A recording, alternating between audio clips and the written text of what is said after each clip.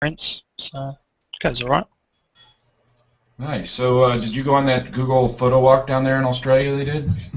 I did. That looked like that was quite the photo walk. They broke a new record, I think, didn't they? Yeah, well, I was unfortunately on the opposite coast to the major one in Sydney, but we had our own here in Perth. So. Ah. Hey, Paul. Hey, Thomas. Hey, Kev. Hey, How are Kevin, how's it going, man? Good, mate. Good. Are you in Australia as well? you? And now I'm in Ireland. Ah. Wait, where are you at? Ireland. Ireland. Ireland, yeah. They're both islands, right? yeah. One's a little bit bigger than the other. Yeah, just a little bit. I actually know Kev, but through to the Hangouts, but he's actually from New Zealand but lives in Ireland.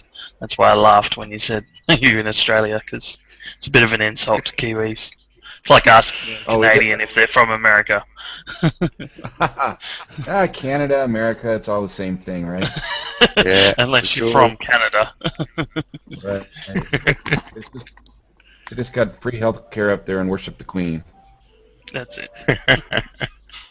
Not much different to Australia or New Zealand, I guess.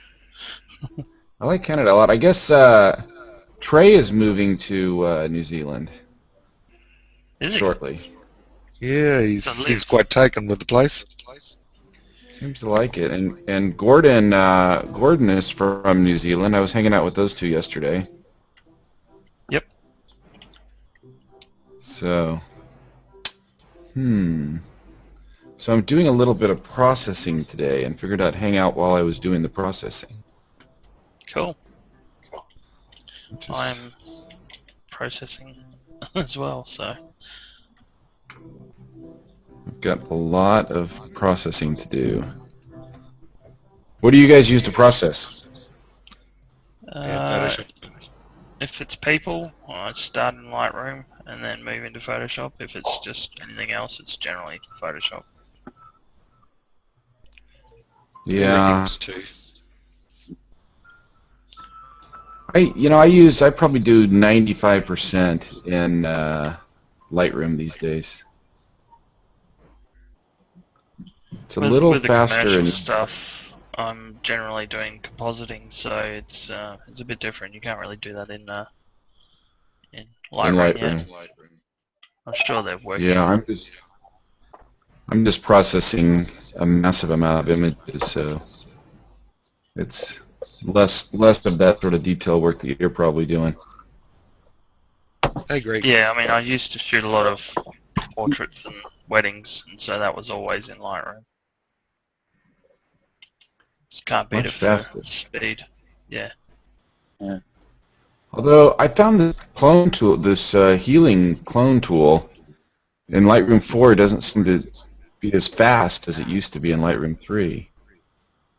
Yeah, it's almost trying too hard. It doesn't seem to work quite as good. It seems slow, and particularly, I'm processing stuff from 2010 when I had an especially filthy sensor. So I got so much dust on my images.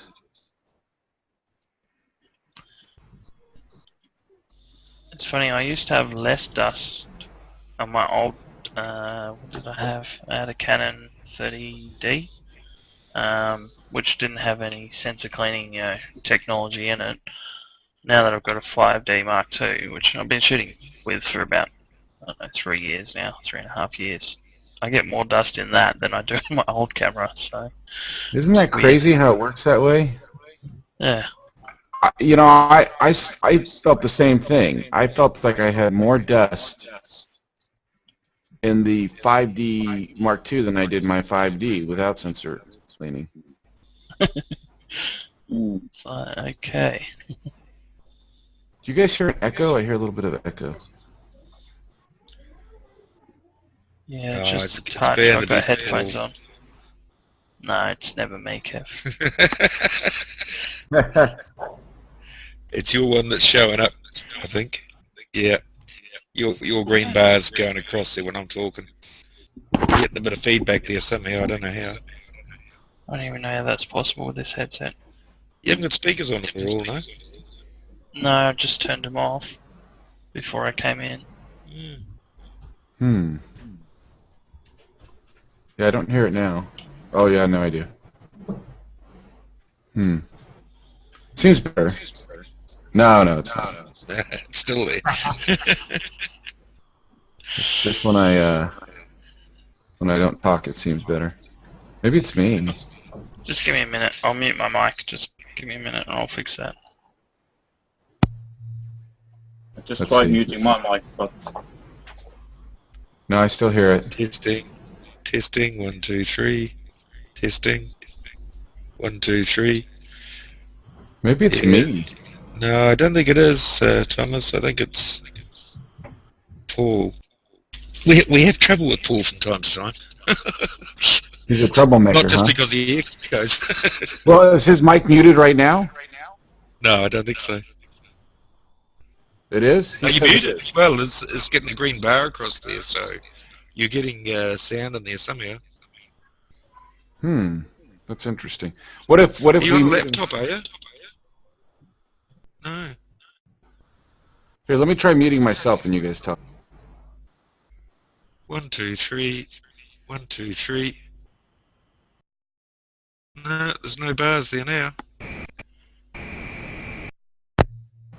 Is that a bit better? I've just 1, adjusted 2, the 3. settings 1, of 2, mine. 3. Yeah, Okay, I seems turned okay mine back now, on isn't it? now. Could have been you, Thomas. I don't know how it was showing up on Paul's, though.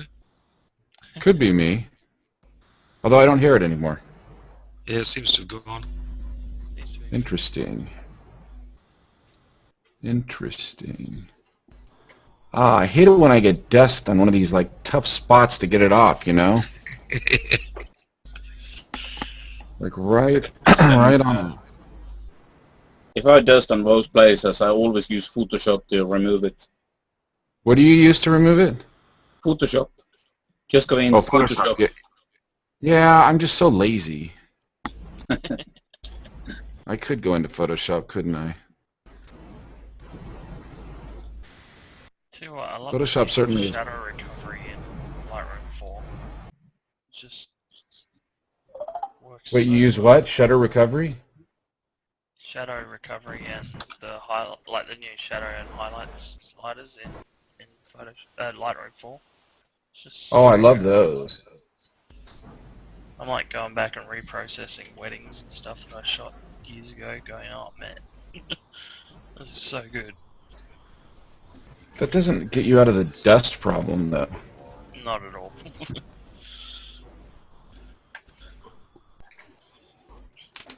That's my problem. I guess I kind of like this image. I guess I will have to take it into Photoshop, though. Start over again. Canon, boy, I tell you, that dust is just... I haven't had a problem yet with the 5D Mark III yet, though. Yeah. I shoot a lot of Yeah. beaches, so I always end up with sand and dust in it. It's hazard of the job, and the fact that I live in the desert. Yeah, well, that will do it. I'm looking at getting This a 5D version Mark III.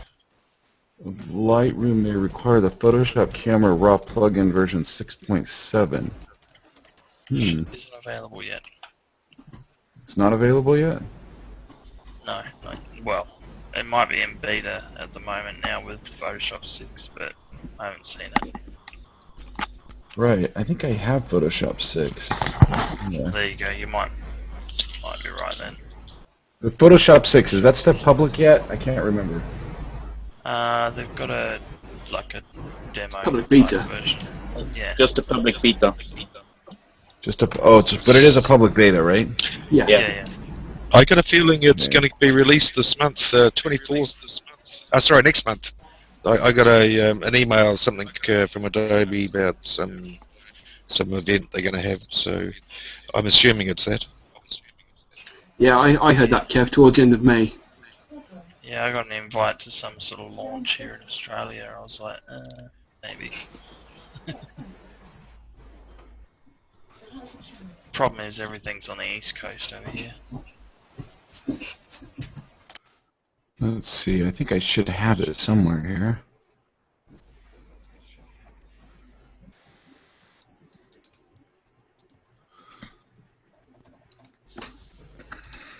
Search the inbox.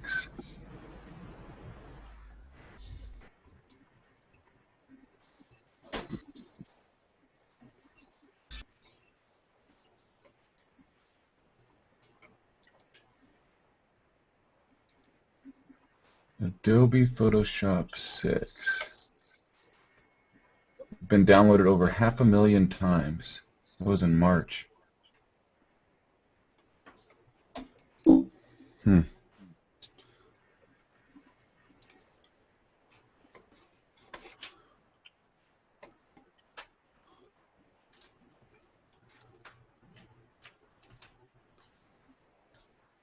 I should really install 6 and use that. Yeah. I tried the 6 as the beta, but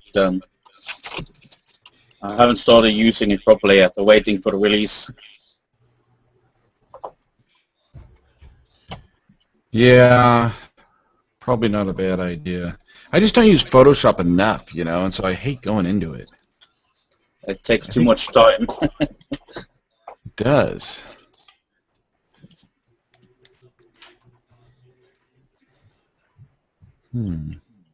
I love Photoshop. It's just, you can't really do commercial work without it these days. Yeah, that's true, probably.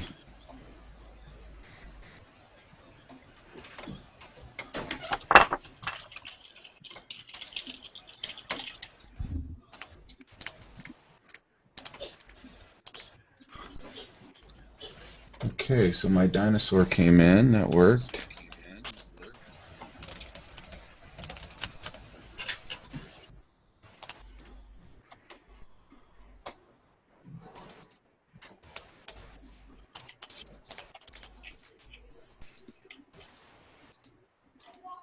So has anybody shot anything fun recently? No. Helicopters. Unfortunately, no. More wildlife, more birds, you know. I did a helicopter shoot over the weekend. Unfortunately not in the helicopter flying, but that's coming up soon. Any Apaches? No, just small commercial ones. So, yeah. Little two-seater and four-seater helicopters. I've been in a the Black fun Hawk, ones. so that was fun. What's the And a command to shot make? What's the command to make the brush smaller in Photoshop? It's usually the use bracket. your It's the brackets. Square brackets. Right, there we go. Perfect. Yes, thank you. Yeah, boy, the healing tool is so much better in Photoshop, isn't it?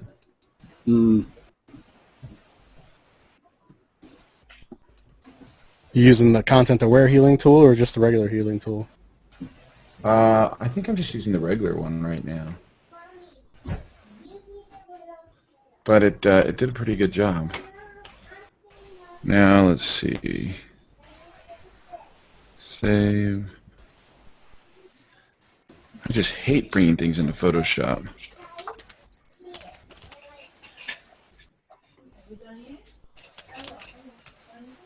They look like fun, Paul. What are they? Little Japanese warplanes. We've got the Anzac Day ceremonies coming up on Oh. Wednesday, I think it is. So I'm thinking of heading out for the dawn service. I'll see how I go. But, What are they? They're not the genuine article. They're just replicas, are they? No, genuine article. Just been They look- refurbished. Oh, they look tiny. Yeah, they are. And these are the helicopters I was Oh shooting. wow, yeah. They are tiny. Um, Entry level helicopter. Nice. Yeah. Robinson, R22. Yep. They've come a long way in design. Well, looks anyway. I don't know about design. Dave, so who's on Trey's show on Monday? So far, Not me. it's Nicole Young, and we have RC, Ah, and a couple more I'm waiting on. nice.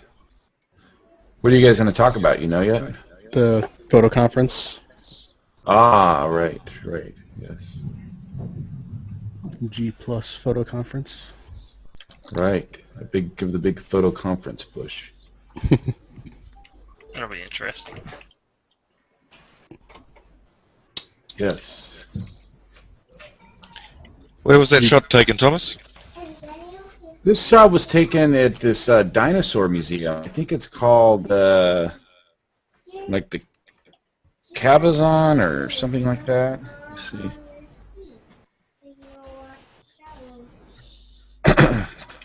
It's like out by Palm Springs.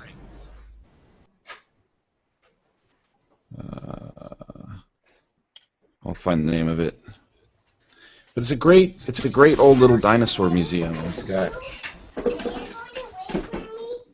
cool stuff to shoot.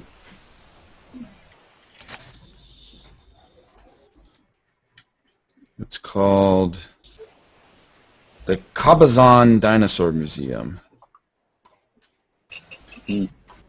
I think they might have filmed some of Pee-wee's movie out there. Pee-wee Herman.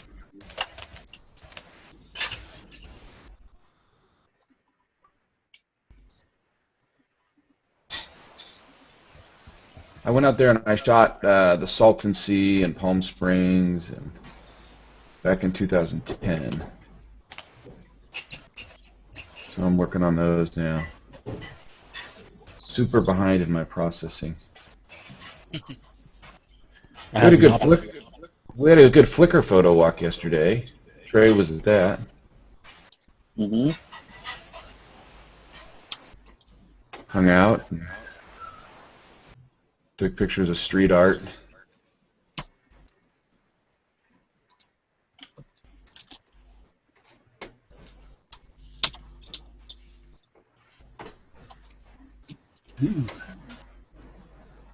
Okay, I think I got it like I want it.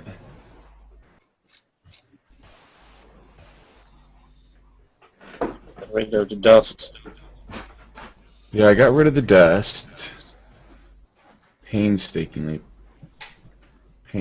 process. Although there's still just kind of a little bit right here that I don't like.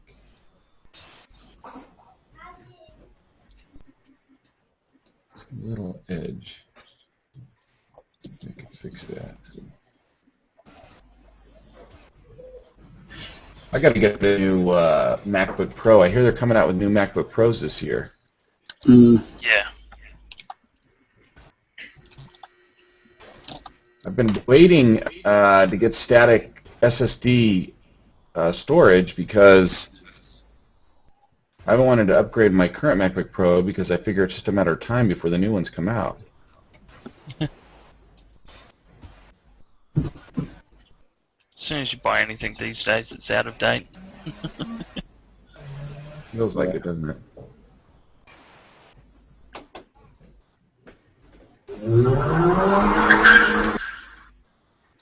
Oh, someone's speeding along. Yeah, that'll be the local boy racers on a Sunday afternoon. Ah. It's 1 a.m. here. There's not too many people driving about on a Monday morning. No.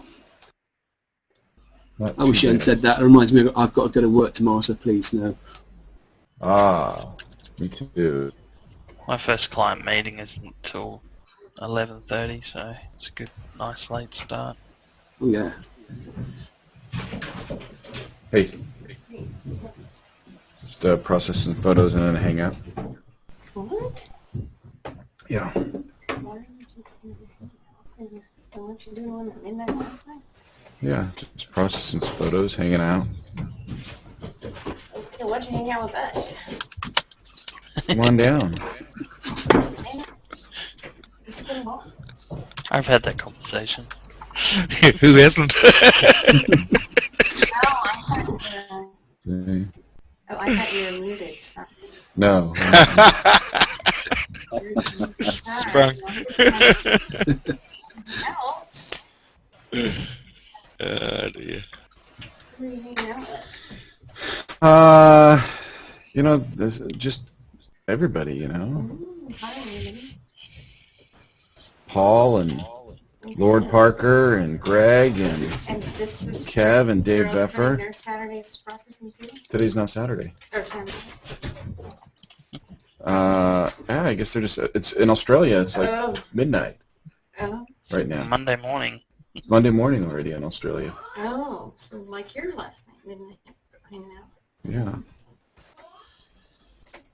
So, All right, well, you both have a nice day. Yeah. Yes. Yeah, definitely have had that conversation before. yeah. A photographer's life is not an easy one. No, it's not. The demands. Yeah. Wonder, I think I like it better in black and white than color. I agree. Looks better Yeah, black and white. I'd Yeah. darken down the blues even Oh, more. yeah. So got a almost black sky, personally. Yeah, I could, huh? In color, you think it looks better in color? No, in black No, and I white. think but black and white. Darken down the sky. Yeah, absolutely black and white. It looks more authentic, if you like, in black and white. I'm a colour guy, really, but I mean, it does get a different take. Yeah. I would consider even giving it some sort of antique effect to kind of give it the idea Instagram. that it was taken in the 50s or something. Yeah. Old school. Take It's the not a power bad pole idea. out. This unwieldy little tool. That's horrible, isn't it? Jeez, this tool is unwieldy. Can't you take the luminance down on the blue channel? Yeah, do Maybe, that. huh? Is that a better thing to do? Because then you'll only affect the sky. Mm. You back in Lightroom? Yeah. Yeah, just use your luminance on the blue channel. That'd be I that'd took be the awesome. luminance down in the blue all the way and it didn't do anything.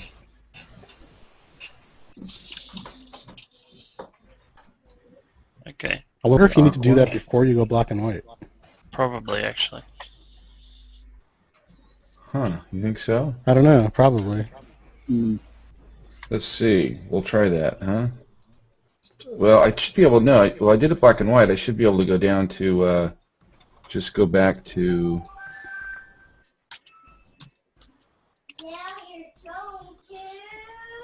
So go back to when it was color, and then drag down the slider on the blue luminance. so create virtual copy, drag down the blue. Ah, I see what you're talking about now. Then saturation. There's another slider you might want to tweak that's touching where the trees meet the sky. Like you're getting some weird haloing kind of. Mm. So the next slider between blue and green or whatever, try that a little bit. Oh, there we go. Yeah, I think that's aqua, huh? That's looking. Looking a little better, isn't it? Now let's see if I take the saturation down now.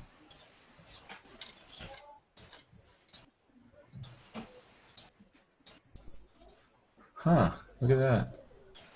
If you take the saturation down, What if you do the? Isn't there a command that goes black and white? What's the command for that? up here I think you just hit black and white.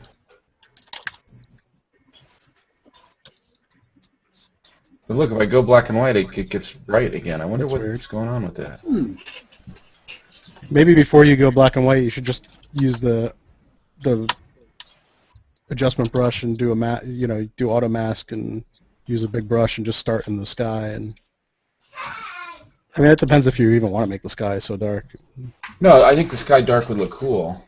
I wonder though, these channels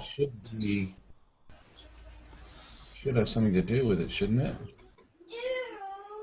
But once you go black and white, it's no longer like the slider is still trying to do it to what it's currently seeing Right. because it's non-destructive.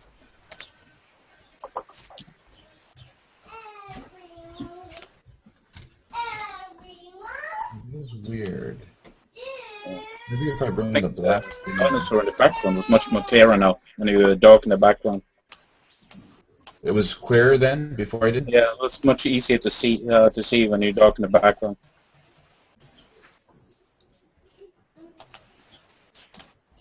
I like it at least. I like that. That's kind of cool. Maybe I should... You know, I don't... For some reason, I just don't like the brushes.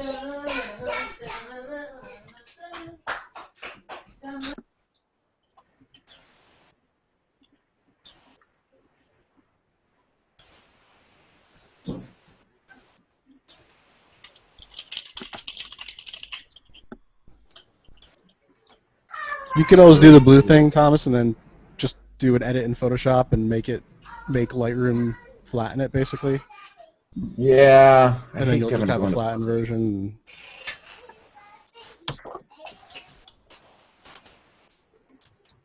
Yeah. This is where I just get lazy. Give up. Well, I'm not saying to actually bring it into Photoshop, but just click to do it, and then it'll say, like, it gives you options to edit original or apply Lightroom adjustments or whatever. So you can apply the adjustments, but then immediately you just close it in Photoshop, and you'll have a version that's already darkened, but it is flat because it doesn't have, it won't have the sliders tweaked anymore. So then you can go black and white from that point. I gotta leave, guys. Huh. Nice to catch up with you. We'll see you again sometime, eh? Take it easy. Yep. Yeah, cheers, Kev. Bye. Catch and hang out, Kev. I don't follow what you're saying, Dave. So do what? Take it into Photoshop? Well, before you go black and white. Right. So if you do right click and then edit it in Photoshop. So if I go back to virtual copy here. Oops. And you want to drag the blue down or whatever to make it dark. So what am I doing? I'm right clicking where? Well, first you want to make the blue dark. Right. So let's do that. Luminance on the blue. Bring that down. All right, now you're just gonna right click, do edit in, and then edit in Adobe Photoshop, and it should give you three choices what to edit. And it'll say edit with copy with Lightroom adjustments. That's what you want to choose.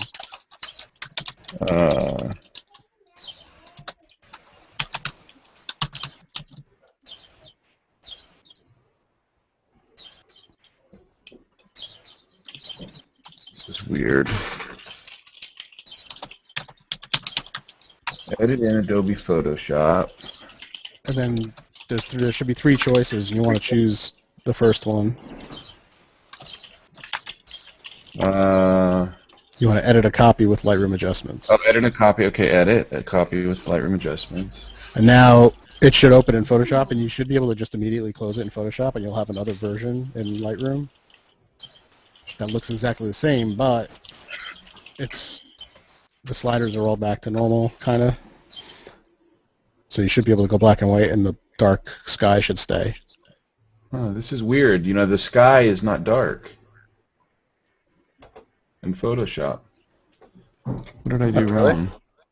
I see you have like the crop kind of tool sitting there going or something. Like I only see kind of what like Lightroom is left up, I guess. So I don't know. Yeah. Let me try this again. Close. It may be that I don't have the Camera Raw plugin that I need. Well, it shouldn't. If you do edit a copy with Lightroom adjustments, it should just kind of. It shouldn't matter. Well, if I do edit. You want to do edit a copy with Lightroom adjustments, not edit a copy. Yeah, that's what I got. Right? Oh. Can you see that? Edit a copy with Lightroom adjustments? No. No, Oh, we can't see It's because that. you're sharing Lightroom, not your desktop. So. Oh, yeah. Well, here, let me change that. Okay, here we go. Screen share.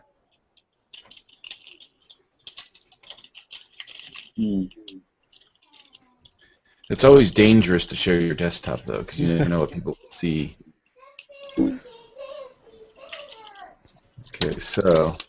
Alright, so, like, turn off the crop tool. Yeah, let's do this. Alright, so now... Okay, so edit. A copy with Lightroom adjustments. Yeah. And what does Open that it. say? Render using Lightroom. Render using Lightroom. Yeah. Okay, it's creating a TIFF in Photoshop.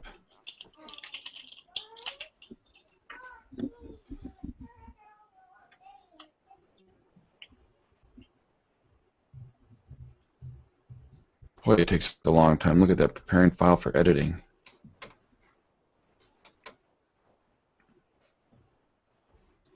Takes forever. Yeah, I've seen that sometimes because you're in a hangout. Yeah, you think that's what's killing me? It could be. Yeah, it does. It sucks a lot of life out of you. I never noticed it, but I've got like 18 gig of RAM and 8 There we go. cores, so I never noticed much. Okay, task completed. Now it's Photoshop whirling away. Yeah, so now There we as soon go. as Photoshop comes up, you can just close it and go back to Lightroom, and you'll have Oh, really? you'll have the other version there. Yeah, you can I already already see see the it. copies. Yeah, How do you know all this stuff, Dave? doing it since 2001. Look at that, saturation, you're right. Although now it's looking a little spotty. We increase contrast. There we go. Oh yeah. That's looking pretty cool. But now, don't use the saturation slider. Isn't there a black and white command in Lightroom? Yeah, Yeah. down where it says HSL color BMW. If you Up click here, on just use quick BMW, black you and can white. change. You'll get more. Wait, where? You'll get more detail and stuff. So So here, black and white. So that will convert it to black and white, and you can change which like filter you want to use if you were using like a film version of black yeah, and you can white. like tweak those sliders and get control kind of every little aspect of it. Yeah, it's pretty cool. Yeah, it's got I've been the, using Photoshop since '95, so love this stuff. now why does it do that in Photoshop? That's interesting. To what? Why does it, it's Why did it flattening it in, Yeah, well, Yeah, what- we didn't even use Photoshop technically. We made Lightroom export basically a new TIFF with all the adjustments already done, huh. and then you're just working off of that file brand new. Like there's all the sliders are reset, but the file looks like you had it in Lightroom. Yeah, it kind of looks a little bit like an infrared, doesn't it? Hmm. This way. Hmm.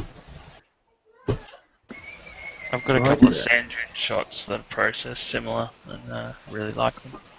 I like that. Yeah, I think this works better. I think this works better.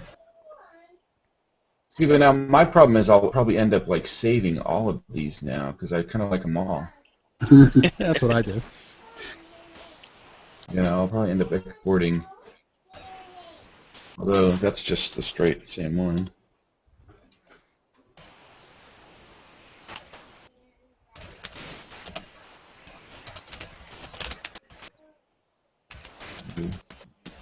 I wonder if I might even- I wonder if you had used the black and white slider before we went to Photoshop and all that. If that would have worked. Probably not. Depends on which filter you use, or which adjustments you make under the black and white sliders. Yeah, I sort of like it in color too. This one might benefit from like a cross process or.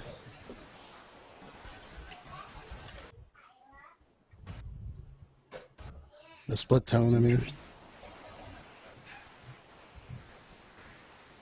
Interesting. Hmm.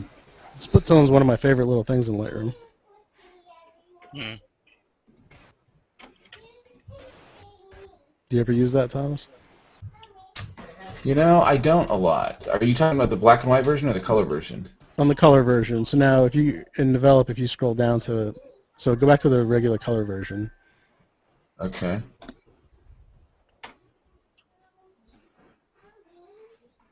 Come on. There we go. And then scroll down to split tone on the right.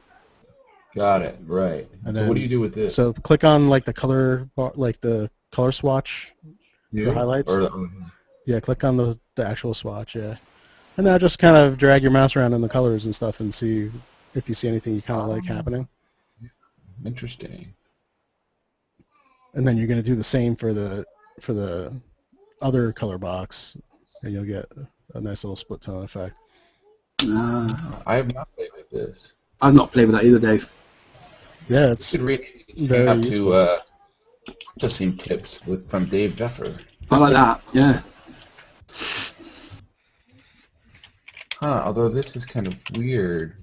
Yeah, so you got to make sure you do both. So Oh, well, you know what I did, though, that's wrong? Is I saved the wrong... I flagged the wrong color version, because I did that work in Photoshop to get rid of that dust. do you use snapshots? You should use snapshots.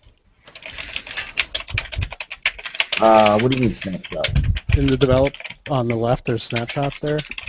You can snapshot your shot at any point in time with your changes you've made and switch between them. If you're ever, instead, and then later on you can make virtual copies of the ones you want to keep. Oh, I have not done that. Oops. Now what did I do here? Okay. Go back.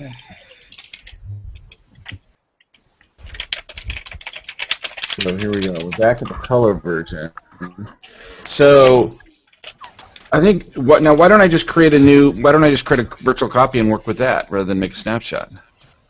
Well, just in case you don't want to keep what you ended up doing, that way you just have later on. What I usually do is I'll just make snapshots as I go through and keep changing things. And once I'm happy at the end, I might have 3 versions I like, and I'll go to those 3 snapshots and make virtual copies from those 3. Just so you don't end up with a million virtual copies and not end up keeping them. Right. It doesn't really matter. You can do it your way. I just create a virtual copy, and then if I want it, you keep it. I'll flag it, and if I don't like it, I'll just end up unflagging it. Yeah. And so then it doesn't get exported when I'm finally done. So split toning, I like the split toning.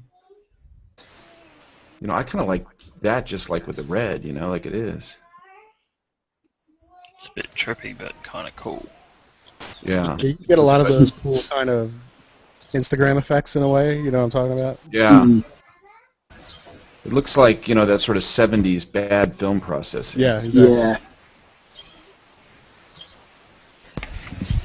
I'm in Australia. We still had that bad film processing in the 90s.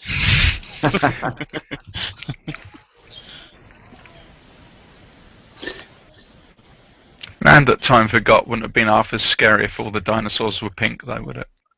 And so as you move up and down, when you're moving up, you're more saturation. Moving down, it's less saturation all the way until the bottom is black and white, basically.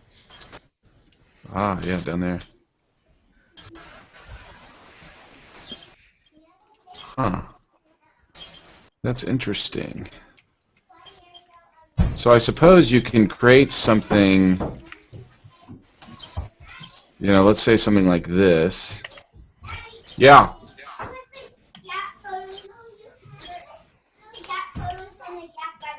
Today? Do today. Okay, I'll do it later today. My daughter wants to be a Gap model, so I took some pictures of her yesterday. Let's see if I can bring the reds up even a little bit more.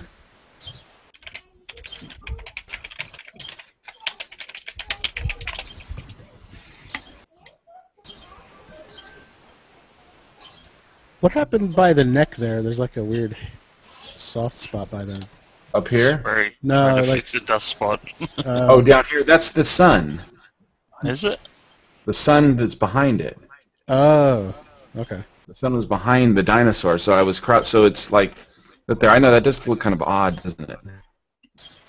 No, I know what it is. I'm cool with it. Yeah. It was there. Okay, so I think I'll keep that version too. And then maybe one of these versions. Yeah, now you probably get a really interesting split tone on this. So, although the trees look The halos, awkward. Yeah. Let's try split toning this baby.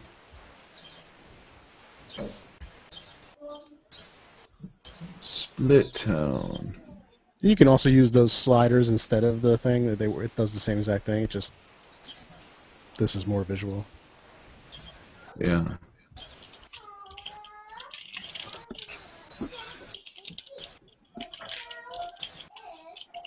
I like that.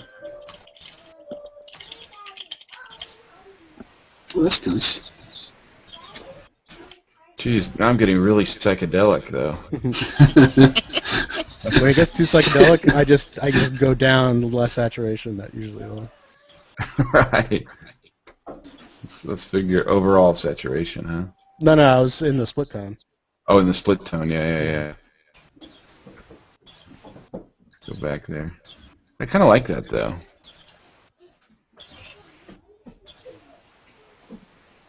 All right, I better process a different image before I spend all day processing the same one. On your way to a million, and just working on a dinosaur for one day is not going to work. You'll have so many copies of that damn dinosaur in a minute.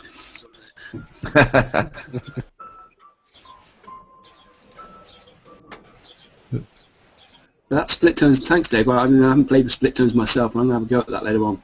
Yeah, you can do a lot of interesting effects very quickly too.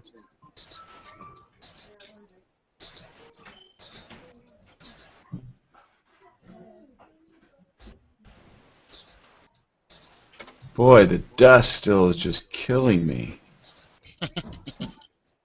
Is that so all much because of the Festival of Color? No, this is stuff I took in 2010.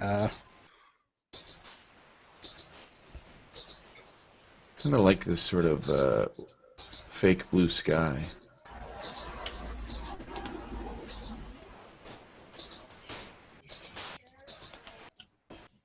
I like the hue of the sky. It's nice. Mm. Yeah. It's a very retro feel to it, which is cool. You should try it over here. It's mostly grey. Always grey. Yeah, Palm Springs is nice. The desert out there is. Perth, Western Australia, we get something like 3,500 hours of pure sunlight every year. Oh my. So yeah, we're used to blue skies, and then it rains for the rest of the year. So it's a bit of a contrast in weather here. So Dave, do you spend more time in Lightroom or in Photoshop? Depends on the shot. I try to do as much as I can in Lightroom, but my workflow lately has been from Lightroom to On1, then to Photoshop, and then back to Lightroom. Wow. Sounds like a lot of work for an image. Well, I mean, I might spend 20 minutes on an image. Yeah. But I don't have nearly as many images to work on. Like right now, I have nothing to process. Hmm. So when I might have, when I do go shoot for a day, I might come back with 5 shots I'm willing to work on. And then I'll work on those for the next 5 days. One a day, I'll just spend 20 minutes working on one shot.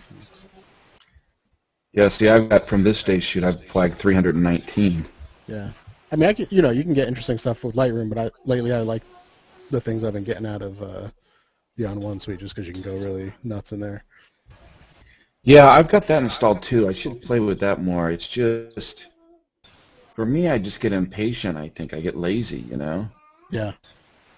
Well, it all depends. Because Me, I really enjoy the processing side. Yeah. I feel creative as I'm doing it.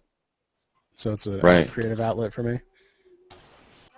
I think I would enjoy it more if I had SSD. Do you feel like you're pressuring yourself with this goal of so many shots that you don't feel like you can give enough time to individual shots when you're working on them? I do, yeah. Because I create this. I was thinking about that the other day, thinking like, why am I even doing that to myself? Yeah, like I wouldn't. I was thinking like, maybe I should just stop. Like I feel like I have to process 350 images a week every week. Yeah, if you're feeling pressured by that, I wouldn't do it. It's not. You're taking away from the enjoyment of it. You know. not But then I'm overly also, conducive to creativity either. So. but then I'm creating a lot of images, which I like. Well, which you could still do, but you wouldn't have to do 350 a week, which is, a lot. Yeah. You're certainly not you're not posting 350 a week on G+, right? No, I'm not. And I'm posting, I was posting 350 a week on Flickr for a while, but now I've dialed that back down even. I'm doing 280 a week on Flickr now. So now, how much does your previous statement of "I'm going to do this" weigh into the decision of, man, if I kind of back down now, I'm going to catch a lot of flack from people or something like that? Well, I mean, you could back down yourself, without even necessarily talking about it, I guess. But Yeah. I don't know that I'd get any flack. I don't know that people care that I'm going to do 1 million images. Oh, you're going to get some haters, I'm sure, if you ever said, Oh, well, probably, I changed yeah. my mind. Oh, I get some haters just for saying what I had for breakfast. You're wrong for eating that. I had an omelet and a Pop-Tart this morning. Why would you mix an omelet and a Pop-Tart? You're retarded. Yeah. There's some terrible people out there. I wrote a post yesterday about why I like the blocking tool on Google Plus so much, because it's Oh my god. you can block those people. I don't know why some people get so worked up. Yeah, because they got nothing better to do.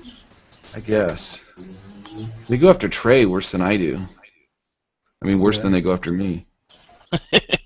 Like you go after Trey. Trey gets all the HDR haters. Yeah.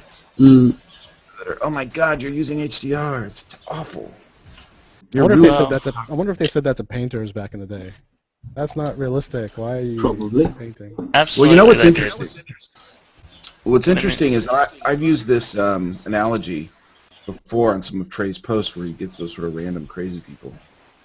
And that is when William Eggleston did the first color show ever at MoMA in New York, which is, I mean, Eggleston today is widely considered a master, and he's he just auctioned his work off for $6 million. I mean, clearly he's been shown in most every major contemporary art museum. Mm-hmm. And when he had the first show at MoMA back in 1968, Ansel Adams wrote this scathing letter to the museum, all upset that they were allowing this to happen. And it was because it was a new form of photography. It was color. There had never been a color show ever at MoMA. It had only been black and white. And of course, Ansel was heavily invested in black and white. And here now they were bringing color photography. And I mean, today we can't imagine, what's so controversial about color photography, right? There's a lot of people that are scared of change, or people that can't adapt, and they're seeing their livelihoods threatened. It's kind of like the music industry, the movie industry now. I'm on a hangout right now. I'm not on a photo show. I'm just on a hangout. How was your hike? Horrible. I mean, guess what, Dad? What? There were so many bugs in the thing. Here, I'll mute this guy. Mute. You guys can keep talking. That dinosaur needs to go to the dentist. Yeah. What's that? Okay, so I didn't eat lunch yesterday because my sandwich got completely small. Oh god, I'm an infinity. Okay.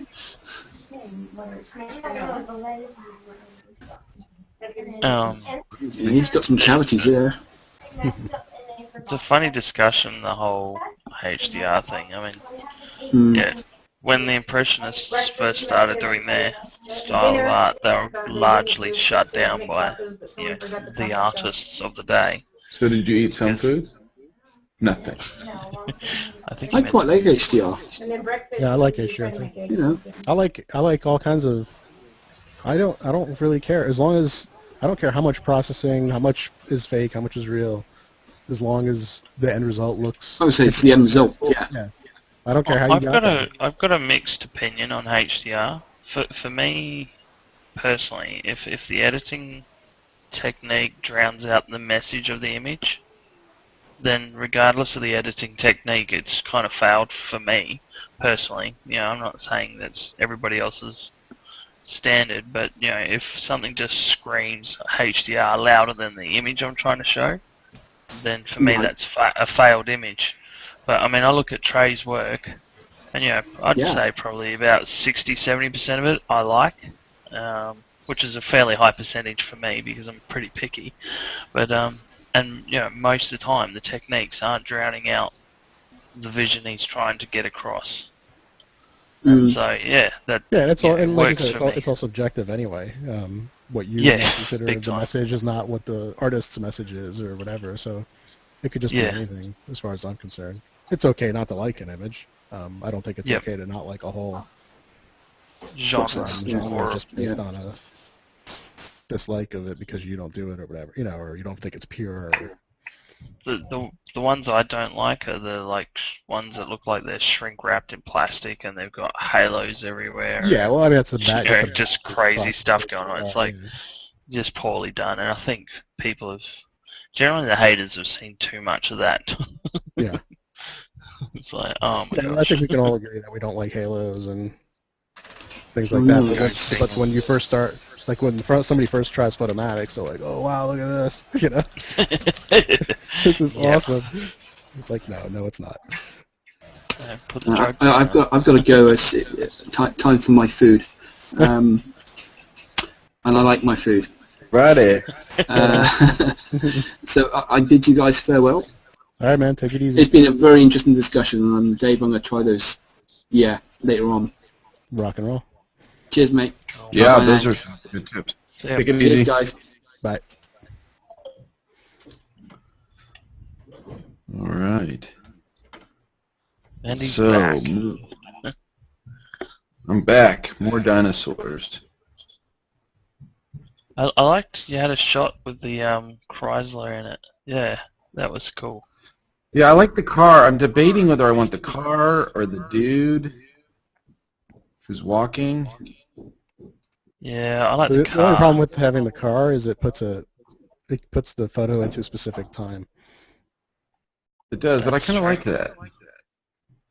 So you might like it today, and then 5 years you might be like, oh, I don't like that. I don't like that car. Right. And then I got one without the car or the guy with 3 people. Like if that was like a classic Overexposed. car, I would say, yeah, totally. Right. Huh. I can't decide. I would normally just do them all, but there's so much dust. It's like, Is the dust in different spots for every landscape shot, or no? no, but you know, some of it's, I guess they're pretty similar. I guess I could probably, but a lot of it's like close to the dinosaur's neck and, That's you know, okay. like the stuff up here. Yeah. Those are big dust spots too. They're huge, I know. So awful. I Otherwise, yeah, I could save the set it, you know, just paste it over, do the cleanup and then paste it. when I was I'm gonna- shooting weddings, I had an entire wedding with dust spots in it. So, Ooh. yeah, 1,500 images later. That's where software Oh, like Capture One is another thing, like kind of like a Lightroom, but they have a thing where you can basically set where all the dust is on the sensor, and Yeah. it'll automatically remove it from each shot. Yeah, I hadn't discovered that at that point. Sadly. Yeah, my problem was back in 2010, I wouldn't do anything about the dust. I just bitched about it over and over and over again. And so now I'm stuck with these images. Now I send my camera into Canon and I have it cleaned. I never wanted to send it into Canon because I was I didn't want to be without my camera for, and I'd Yeah. heard these horror stories about how it takes them like 3 weeks and Why don't you do it all yourself? this other stuff. Well, I tried everything. I tried the sensor swabs and methanol. I tried the Arctic butterfly brush. I've got one of those. And it just floating felt like around it, here. it felt like an exercise in utility. And some of the dust spots, they just, even then, they were like permanent. I could not get them off. No matter what I did. Some of them are probably in your lenses. No, because they're the same place if I change my lenses. Oh, okay. So, I think, finally what I did is I just joined Canon CPS, and I got 5 free cleanings a year. Oh, nice. As part of that deal, and so. That sounds like a good deal. So you're switching between your 5D2 when you send out the 5D3, like if you were to send it out for cleaning, that's what you would do now? Well, the other thing with Canon CPS Platinum, which is a really good deal, they give you like expedited processing on everything. Oh, nice. So like if I send my camera in to have it cleaned on a Monday, I'll have it back by like Thursday. Oh, that's great. So, but yeah, in the meantime, I can use the Mark II. But they just do such a good job, and it comes back just so perfect. Those cleanings. That's what I do now, although I haven't set my Mark III in for cleaning yet. I haven't had it that long. But I thought for sure I'd have to after the Colors Festival, and I don't see any dust on any of the pictures still. Well, that's good. That sounds good. Yeah, apparently the weather sealing's a lot better on the Mark III than the others anyway. Yeah, that's what I've heard. Do you think that affects the dust on the sensor? Oh, big time, big time. Well, I mean, obviously... Yeah, the 5D2 wasn't, I don't think, weather sealed at all. No. But the 5D3 is. I can tell you it's not, just from having used it.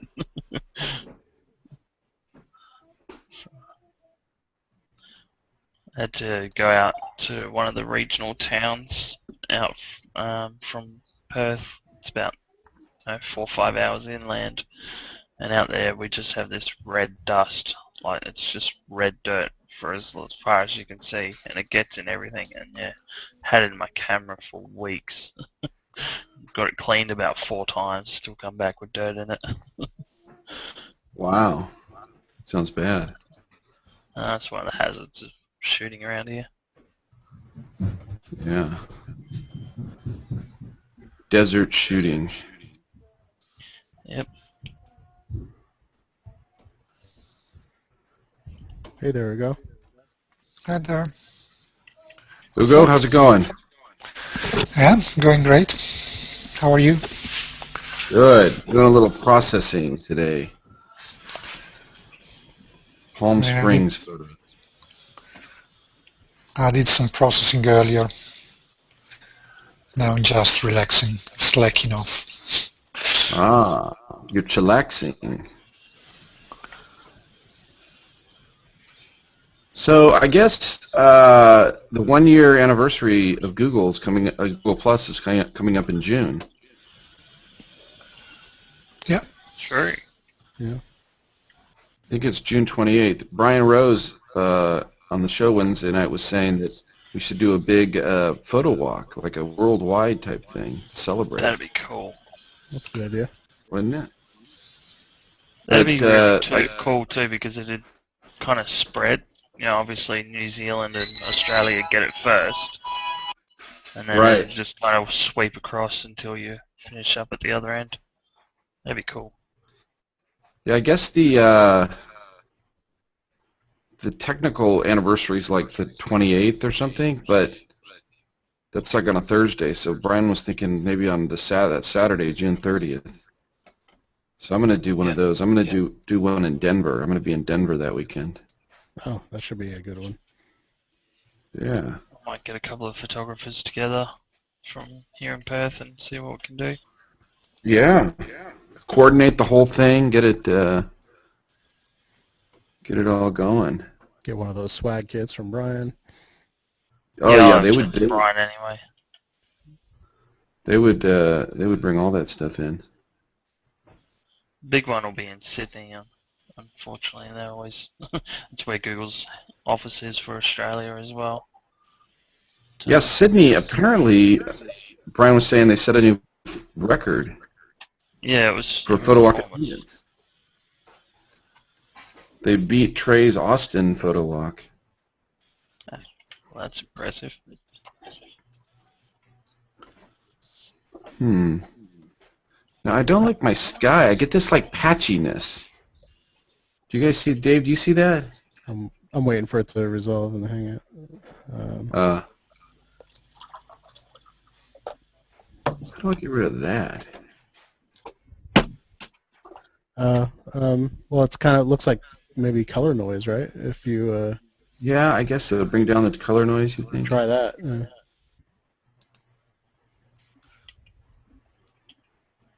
No, oh, there we go. A little Is bit it going, better. or? Yeah, it's a little bit better.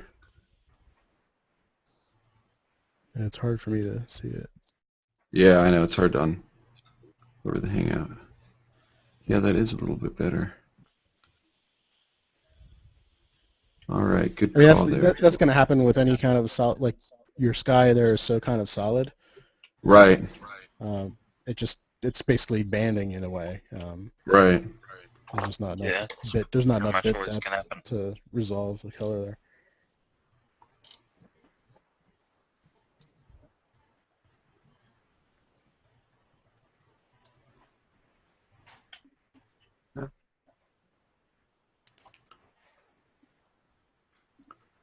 I guess that kind of works. Still don't like that sky. Still too much color noise. What if you just turn the saturation down a little bit on the sky? It might help out a little bit on the blue. Yeah, let's try that.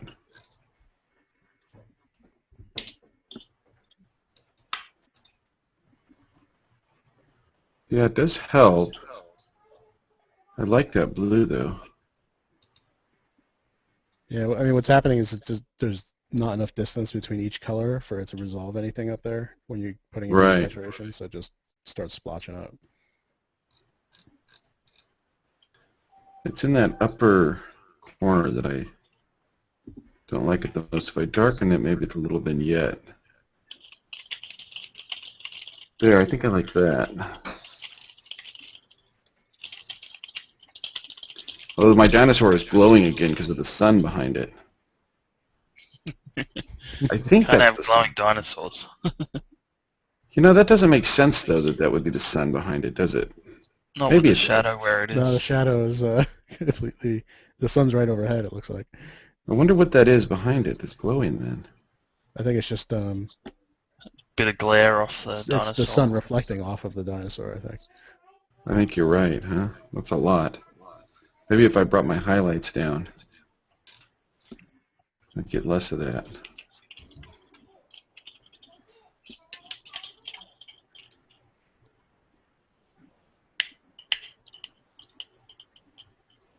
Seems like I get more of it.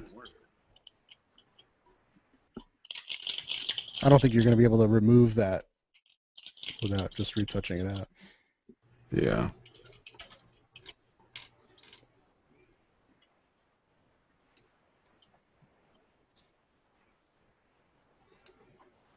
I mean, it would be pretty easy in Photoshop to do. What's that? To get rid of Get that rid haze of it? around.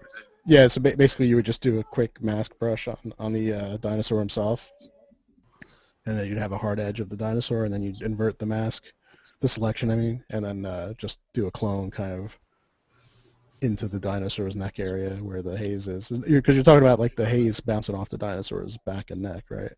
So Yeah, although it's not bothering me as much now that I've brought the exposure down. Look at all those dust spots, though, man. So many. It's crazy. maybe you can turn it into a feature of your shots. Yeah. Thomas Hawk trademark dust spot right there in the upper quadrant. Jeez. Yeah. Maybe I'll try this one in black and white, too.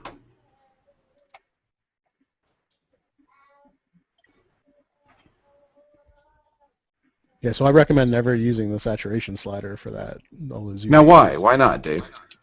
Because basically all you're doing is just dropping the saturation at that point. When you do the black and white sliders, you can do all kinds of things to change the quality of the black and white and how it processes it, rather than just desaturating it. Like you're actually processing it as a black and white in that respect.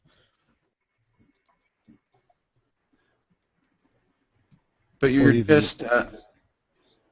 what's that? you're just using the. Oh, look at that! Now the sliders are working. I see what you're talking about before with the black sky. Well, I wonder why that wasn't working before. Just waiting for that to update on our screens. Yeah, we don't see anything. Oh yeah. Oh, it's still color. So what's going on?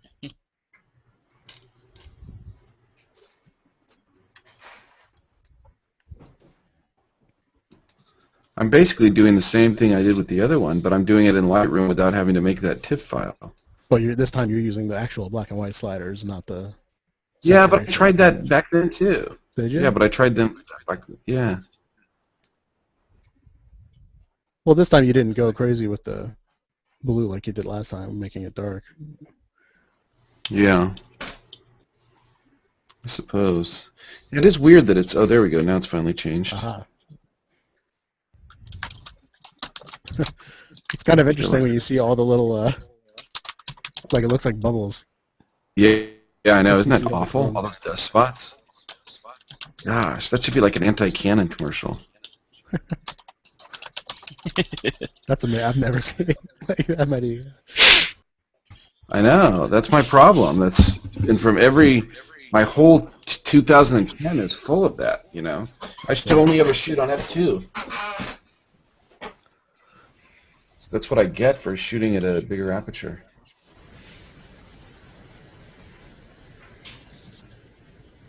I wonder if somebody makes like a dust removal plugin for Lightroom or something.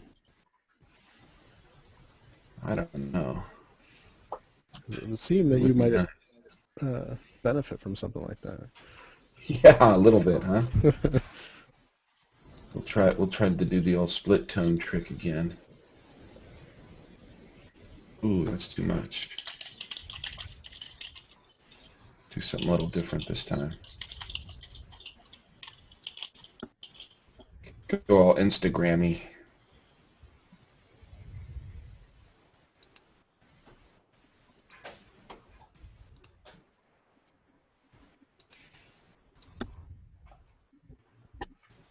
So do you guys all use Instagram? No, I've never have. I love it. I've got it on both my phones. Good. It defines logic to me. I can't see the point in using something that just makes it look like you've taken it on a 1970s Polaroid. See, you don't even have to use any of the filters. I just use it for the social aspect personally, and I find it challenges me creatively.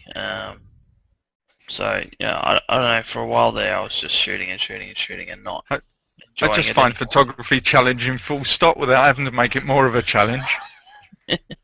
Well,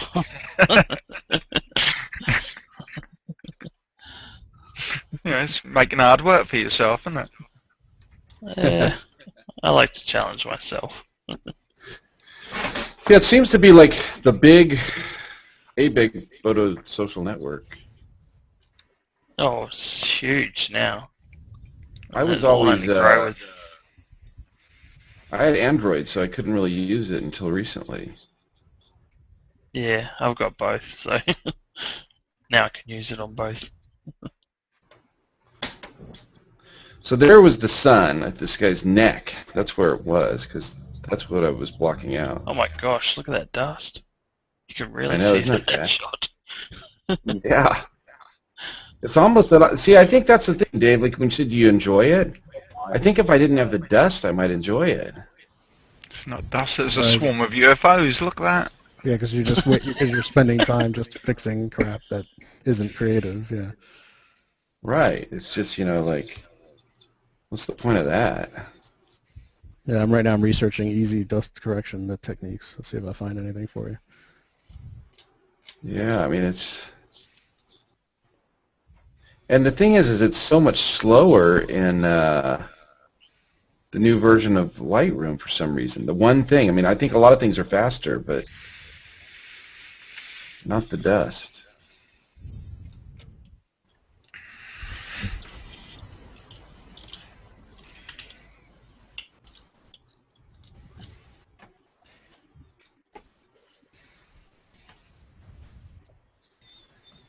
Dust is the problem.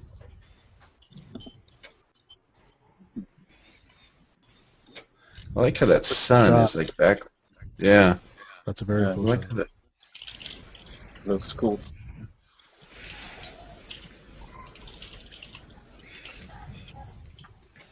Got the sun. I think this one might look more interesting in black and white too.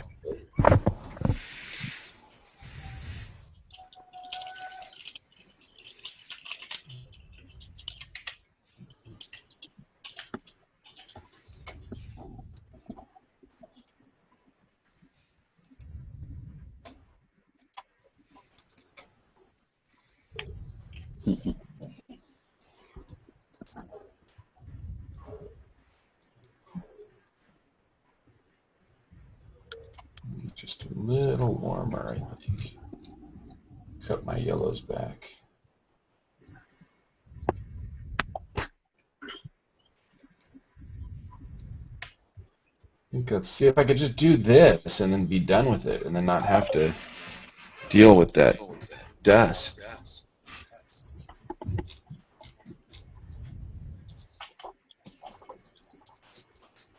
Yeah, that's the thing too. Like using the spot removal tool in Lightroom is very cumbersome, like you were saying.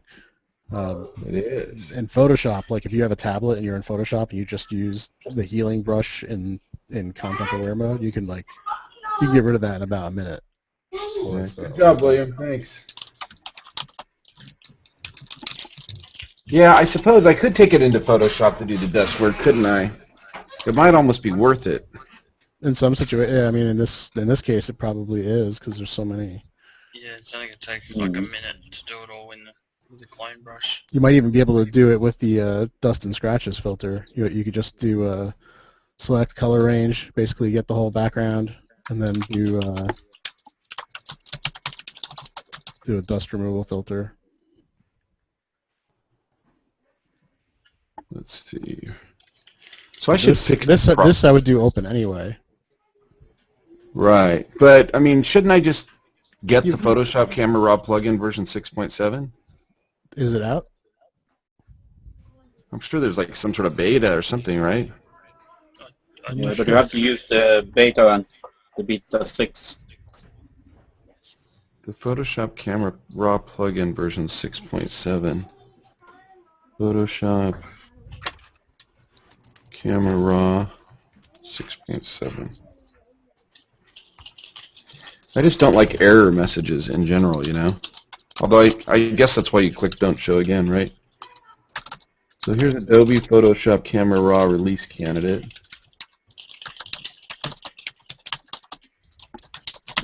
Download the release candidate.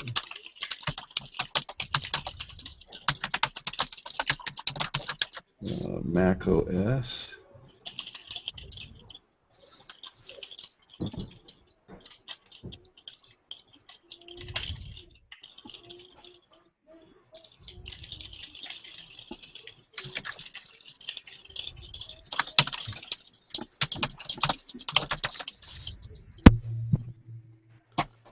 Okay, open anyways.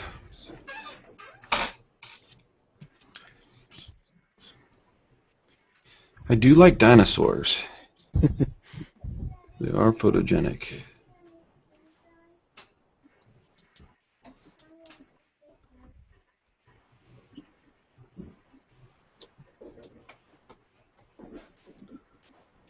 Okay.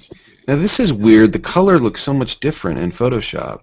Yeah, I think it's because we did open anyway instead of render or whatever. So it should reapply the Lightroom changes when you put it back into Lightroom. Ah, is that right? Ah, okay. So, Dave, what were you saying with how do I get rid of these in masks? All right, so try doing under the edit menu, do select color range. Select color range. I don't see that. Let me open up Photoshop.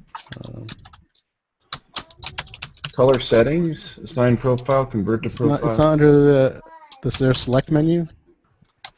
Go to select color range. Try that. Under the select menu.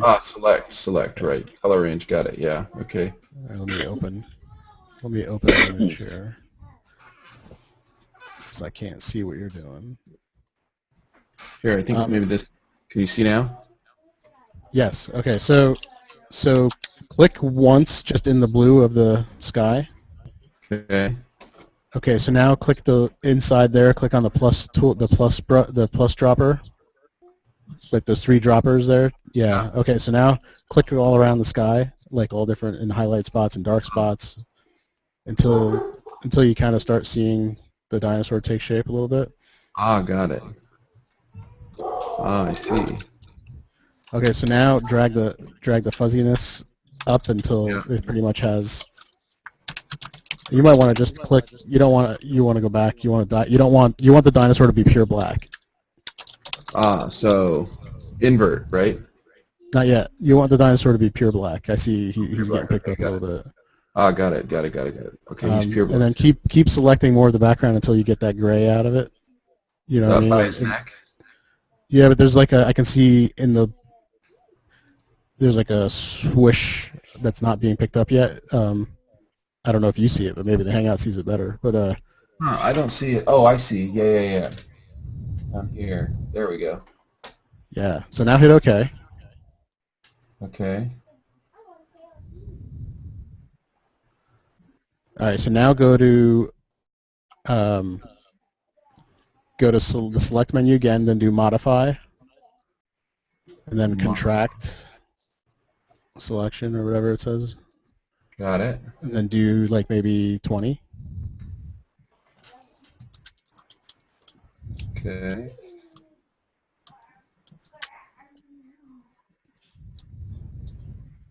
It didn't do anything. There you go. Oh, I guess it did. Okay, so that's interesting. It deselected some of the dust. Yeah. So just use the wand, not the wand. The what's it called? Just the regular polygon lasso tool. Yeah, this guy. And just hold down Shift and reselect those that are unselected, basically, kind of real quick. How do I reselect them? So hold down Shift when you're on the polygon lasso tool, and then just start drawing a big selection. Got it. Okay. Oh, I see. Okay. I would just do a big giant selection as long as you don't touch the dinosaur. Ah, got it. Okay.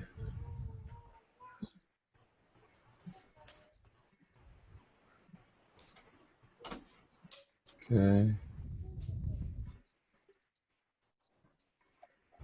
Okay. So, so now go to filter, and then noise, and then dust and scratches.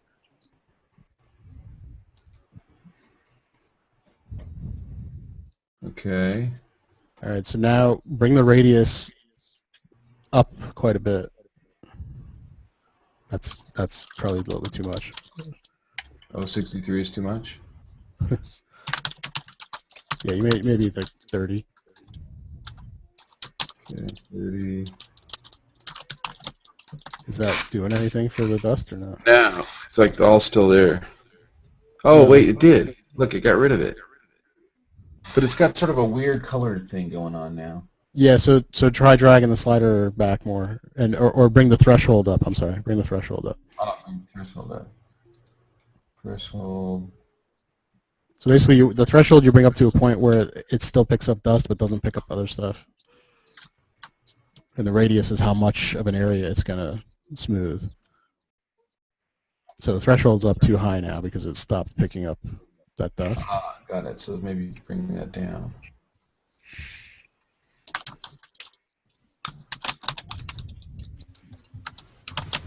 I mean, at this point, how long it's taken us is probably longer than it would be to just use the spot healing. But I don't know. Yeah, I mean, it's just a technique. Yeah, this is a little more interesting, though, isn't it? Way to do this. But I usually use like the healing tool in Photoshop, and I use it in content aware mode, and I'll just quickly draw over each dust spot and it's gone. That's exactly what I. That's probably the easiest way. I just figured if you have something ever like with a lot of scratches and dust, like this dust and scratches works really well. Right. Like, or if you want to remove hair off of somebody's arm, I'll usually do that, and I'll just draw back into detail that it takes away. The heel brush I use a lot of the time.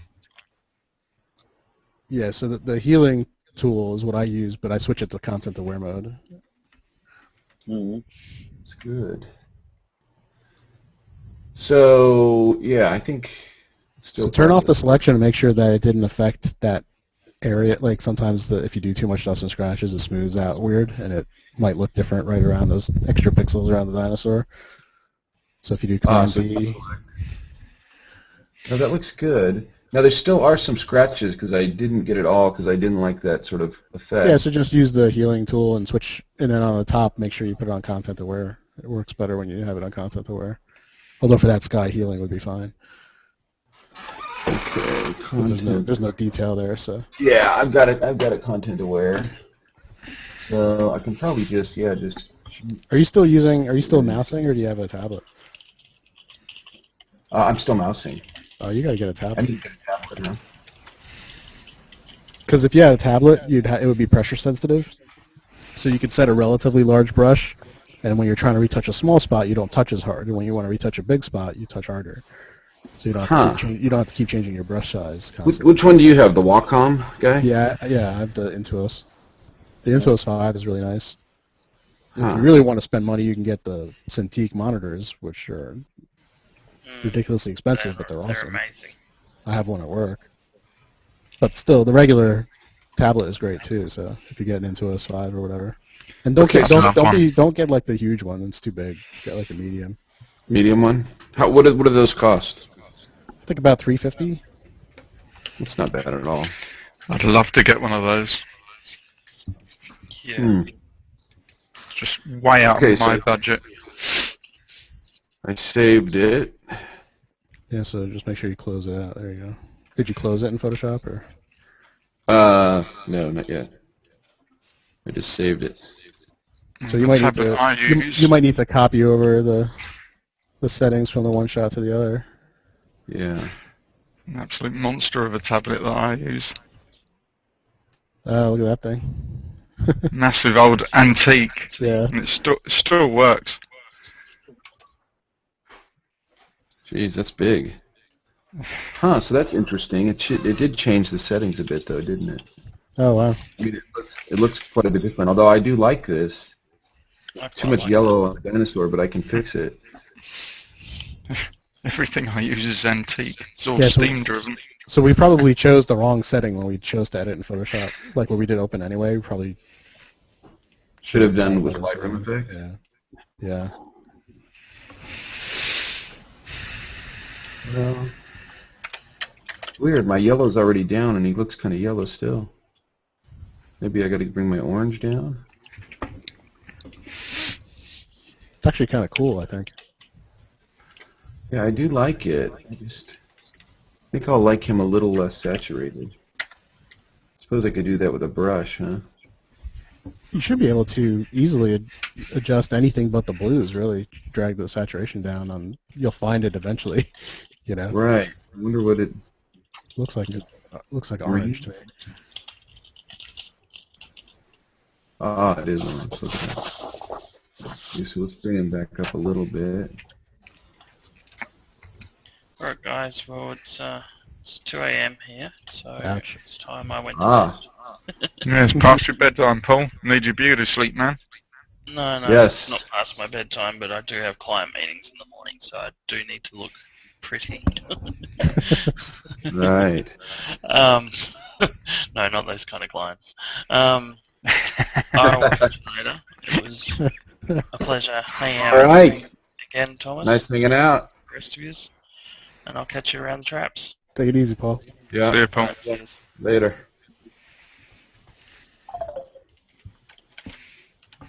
Huh. I still like... That's weird, is that it cropped it, too. Yeah, I guess the way we opened it was... Ah, that's wrong okay. way. Yeah, no, well, when I pasted the settings over it, because it's a new file, Oh, I pasted the crop again. I pasted the crop. I knew I liked it better before, but now this is kind of cool. It's a little artificial, though, isn't it? With that sun, but it looks kind of cool. And I'm seeing some of my dust back again. But easy enough to fix. Okay. Yeah, I kind of like that. I don't know. The sun is too perfect, though, you know? Well, it is a Behind perfectly him. round ball. Yeah, it is a perfectly round ball, but that's kind of cool in its own way.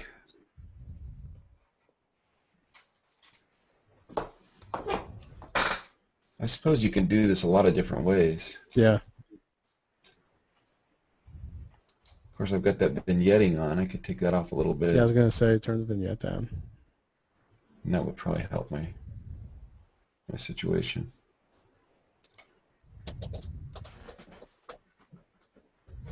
Ooh. Oh. Reverse vignette. Crazy. Although I kind of like him totally on white, too. Feels The very white much like sky. like an 80s sticker or something. Yeah. If we go with this. I wonder. Why did his body get all light and orange? I don't know. That's weird, isn't it? I think he's good right there, though. Get rid of that guy. Unflag that horrible thing with that dust. Yeah, so that's the only disadvantage of, like, if your workflow is all Lightroom, it's not advantageous to leave Photoshop just for dust, just because at that point it's not raw anymore, you know? Right.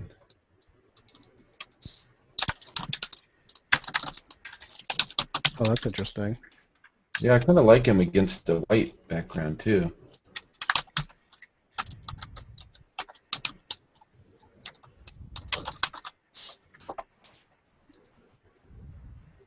Kind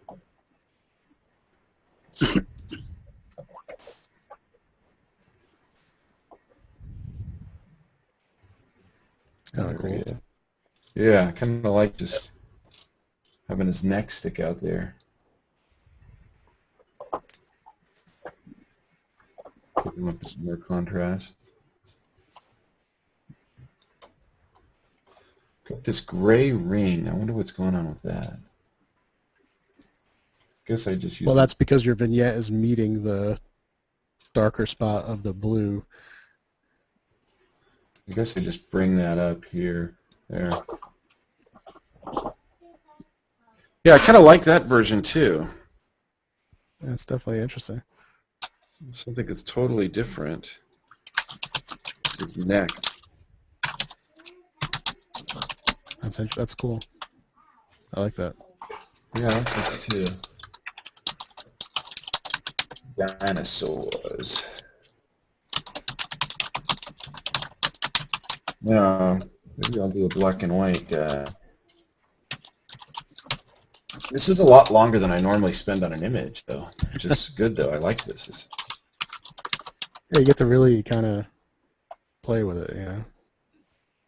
Because you might not ever get to, like, you might get to, if you when you give an image more time like you're doing now, and you're doing all these variations, you might get somewhere amazing that you would have never gotten to before just because you were trying to rush through them all. Yeah, it does feel that way right now. Like, I don't think you would have ever gotten to that white version, right, in your normal workflow?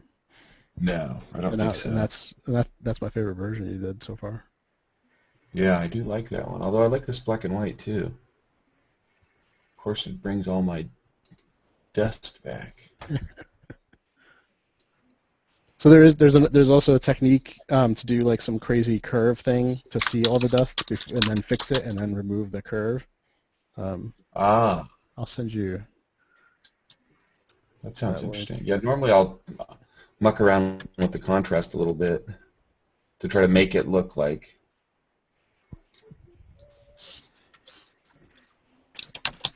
I do like that trick. You know, I do think the dust and scratches things. I like that. Yeah, that's especially handy if there's detail that you don't want to mess up. Yeah.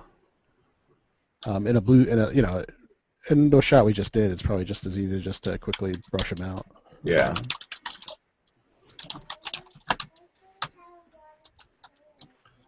do like that guy. In the Hangout chat, I put a link for you, like that shows how to do this crazy curve you can do to easily see the dust. Oh, cool. In Okay. Lightroom. Digital photography school.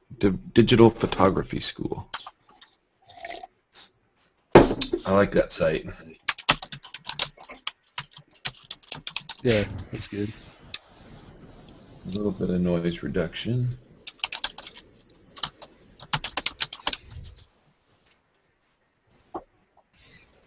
I don't know if I like that vignette. I don't think I do. But then I'm too close to my other one, just in black and white. Yeah, but how many are you going to post multiple versions? I don't know. You know, I probably will over time. That'd be what kind I of an do. interesting thing is if you did an Andy Warhol type thing with 4 versions, if you know what I mean. Yeah, that would look cool.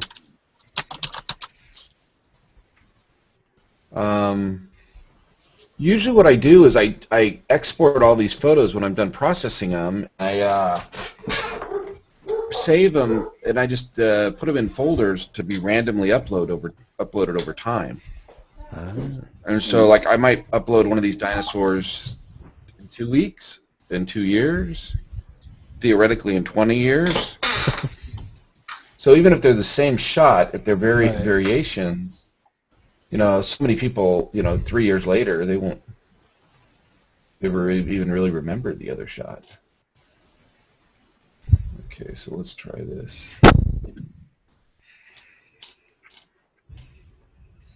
Black and white. Yeah, I do like it just on a sort of stark background, black and white. Yeah, I was going to say, it looks like there's still sun. Although it's kind of interesting, that swirliness going on there. Yeah, I don't like it, no.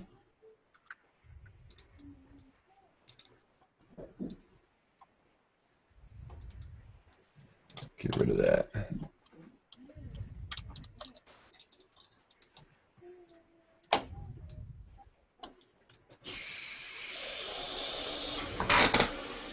Seems like he's got a little bit of a glow almost.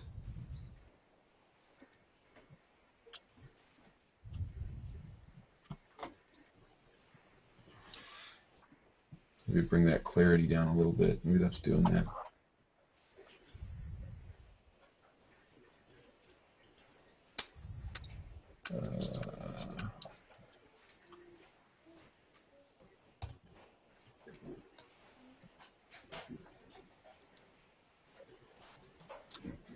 Yeah, I think I like that too.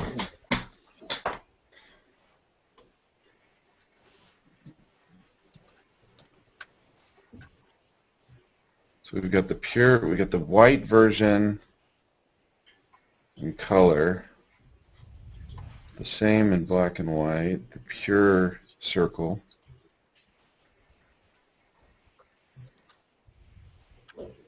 Yeah, I like the first one on the left the best, I think. Yeah, I think I do too. That one. Got that big S. Alright, let's try something else. I loved the red parking curbs when I was there. Yeah, it's cool.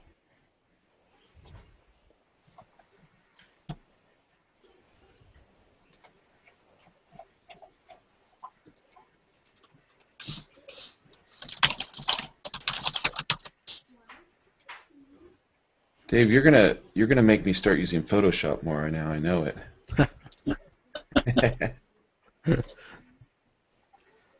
Yeah, I mean, the things you can do with Photoshop are crazy, you know. I mean, Lightroom's getting better and better to the point where I don't need Photoshop as much, but there's just certain things you can't do without it. Or you can, but it takes forever in Lightroom versus Photoshop. Right. I think part of it is, for me, why I probably don't go in there as much is just because I don't know what I'm doing. Yeah, it is a confusing program if you're not familiar with it. You know, there's just so many options, so many tools. So Yeah, I the mean, way I feel like I've used it for years, but I haven't used it like I know what I'm doing. yeah, I mean, the only reason I know it so well is just having to use it every day at work. And then as I needed to learn Yeah. how to do something, I'd have to read up on how to use that feature or whatever. And now I just That's how I got into it. I had a crash course in it because a friend was a freelance photographer and he wanted me to help out in some work on his shots. And I'd never seen Photoshop in my life, and he's suddenly showing me around it within an hour, and I was let loose on it after that to do all his images for him. Hmm.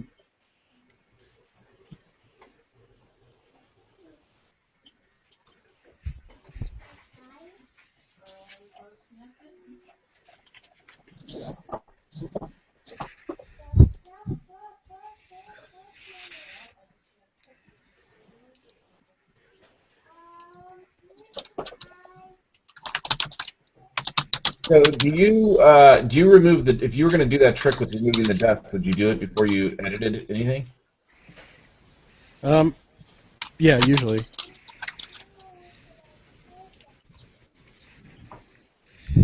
But you know, if the dust is because sometimes if you do too many effects, kind of you lose a little quality in the area to be able to do a content aware or a heal. Right. So it's usually better to do it at the beginning, but you can often do it at the end too. I'll try to But if bring you do this it at the again. beginning and then you do different variations, you only have to do it once. Open anyways.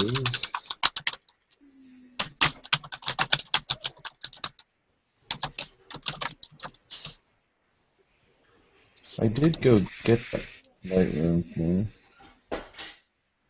What did I do with it? It should be still in my Chrome. Here we go, DMG.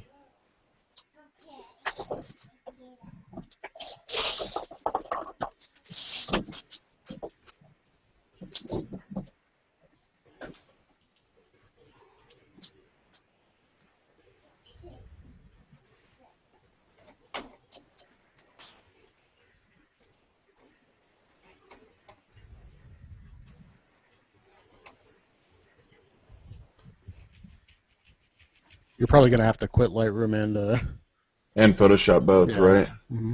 Yeah. All right, I'll do that after I finish this. Okay, I'm going to try this again, this trick that you taught me again. Let's see if I can remember how to do it. Cancel that for now. I'll show you a different way this time if you want. All right, so I go to select color range, right? Well, no, I was going to say I Oh, don't. So I don't see your image right now. Oh, you don't? Oh, really? You I can't see this? white. I see your box, but it's all white. That's weird. Ah, that's weird. Maybe let me try to turn off screen share. Interesting. Oh, I see. It is all white, isn't it? That's odd. Let me turn off screen sharing and turn it back on. See if that helps.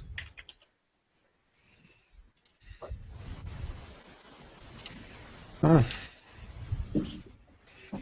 Nope, it's still white. That's super weird. Huh. So yeah, I guess on this one, color range is probably your best bet. I mean, the easiest, like I said, is to just use the healing tool. Yeah, I like this tricky way though. Healing. So First select the spot in the sky. Yeah. Then hit the plus. Then hit more of it. Yeah, but don't click in there. Click on the actual image. Oh, really? Yeah, just because you can see better what you're actually touching and not touching. Because you might accidentally click on a tree or something. Ah, right. Okay, so I think that's good. Okay, then what do I do again? I move fuzziness up? No, I go. Yeah, you just want to make invert. sure that the stuff you don't want to affect that has detail, you want to make sure it's pitch black in that mask. Yeah, it looks pretty black. Yeah, and then just hit OK. Okay.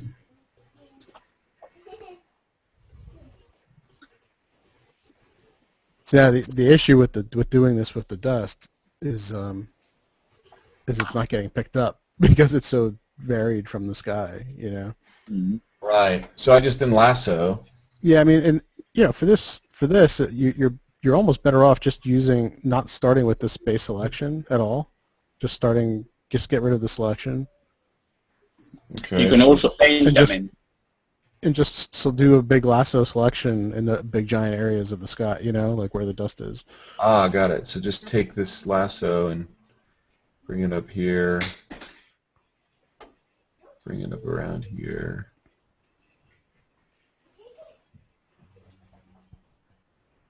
Get that guy there.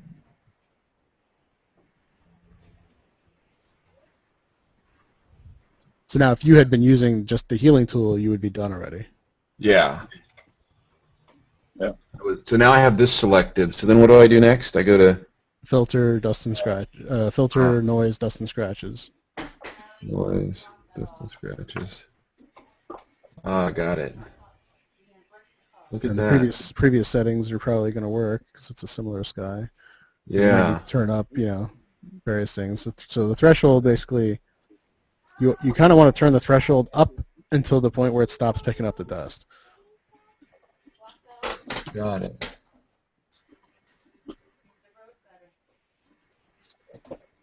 Okay, so I think Because I wouldn't go 0 on the threshold no. because it could be picking up other things in the sky that you don't really want it to. I think I already hit 0, unfortunately, and it's working.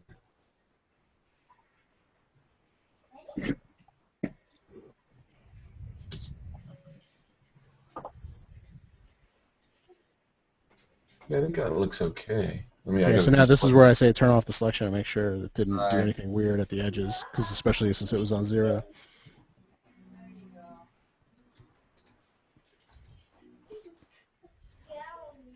All right, so Jeremy Cowart's in for Monday. Oh, that should be good. Yeah, I see. You know, it did smooth it out more than the actual picture was. In the sky? Yeah. Yes, that's because you had it at 0. So if you can undo, just, you know, go in history back to right before you did dust and scratches, bring up dust and scratches again, then Yeah. Step backwards. Ah, there it is. You're right. Okay, so filter, dust and scratches. so the idea is you want to bring the threshold as high as you can while still making sure the dust doesn't show up. Yeah, got it. Okay. So I'm at 5 now. Let's see what that did to my dust. I can see it obviously in close-up view better.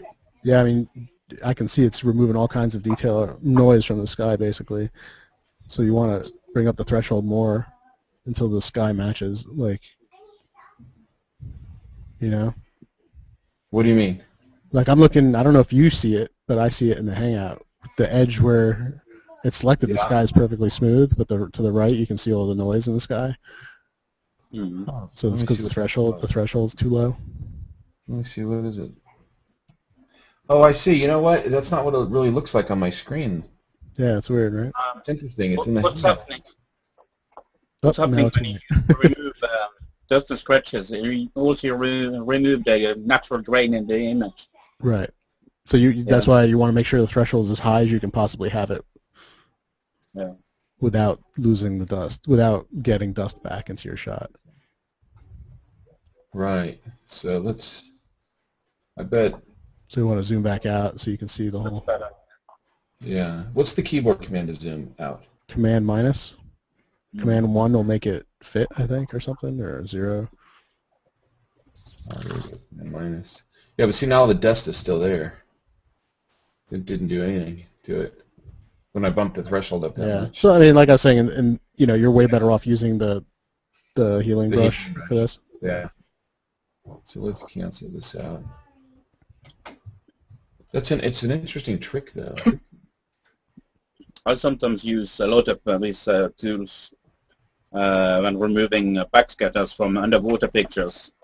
It's kind of the same, but I never used remove dust and scratches.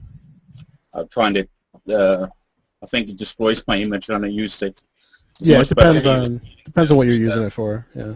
yeah. I use it very localized. Like the other day I had to remove arm hair from a girl in a picture, and Yeah. so I selected her arm basically first, and then I contracted the selection a bit into the arm. Then I did dust and scratches to the point where I couldn't see the arm hair anymore, but I could still see skin detail.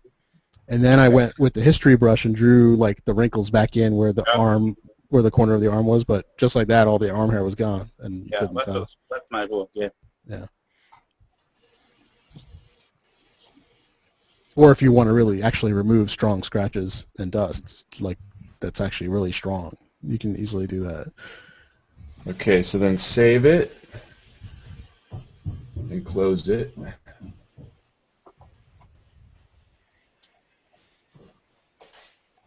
Yeah, I guess I really should be doing my my dust removal in Photoshop instead of Lightroom. Yeah, that's the other thing. That's why it's slowing down for you in Lightroom, is you're doing so many of those spot removals. Right. It's starting to slow down from that. So now I got the better image, so I'm going to quit out of Lightroom now and install that patch and quit out of Photoshop.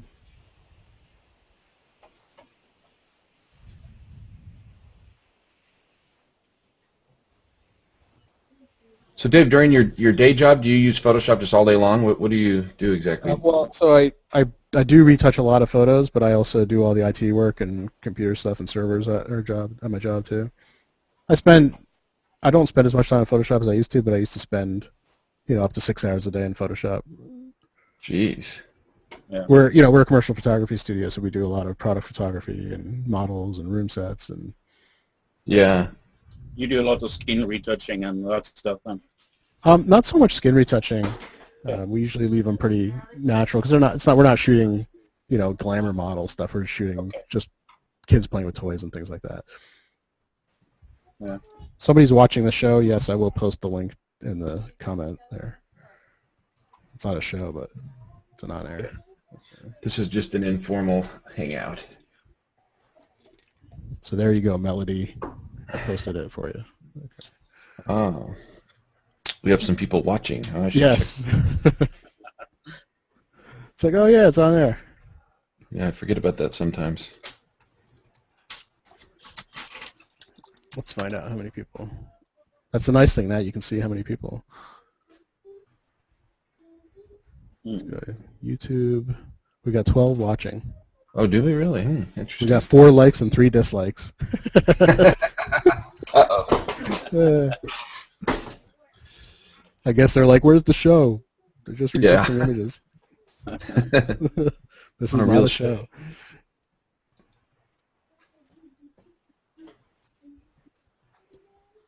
Cool. So, what am I doing here? I was, here we go. Total time remaining about 3.5 minutes. No, 2.3, here it goes. Adobe Application Manager.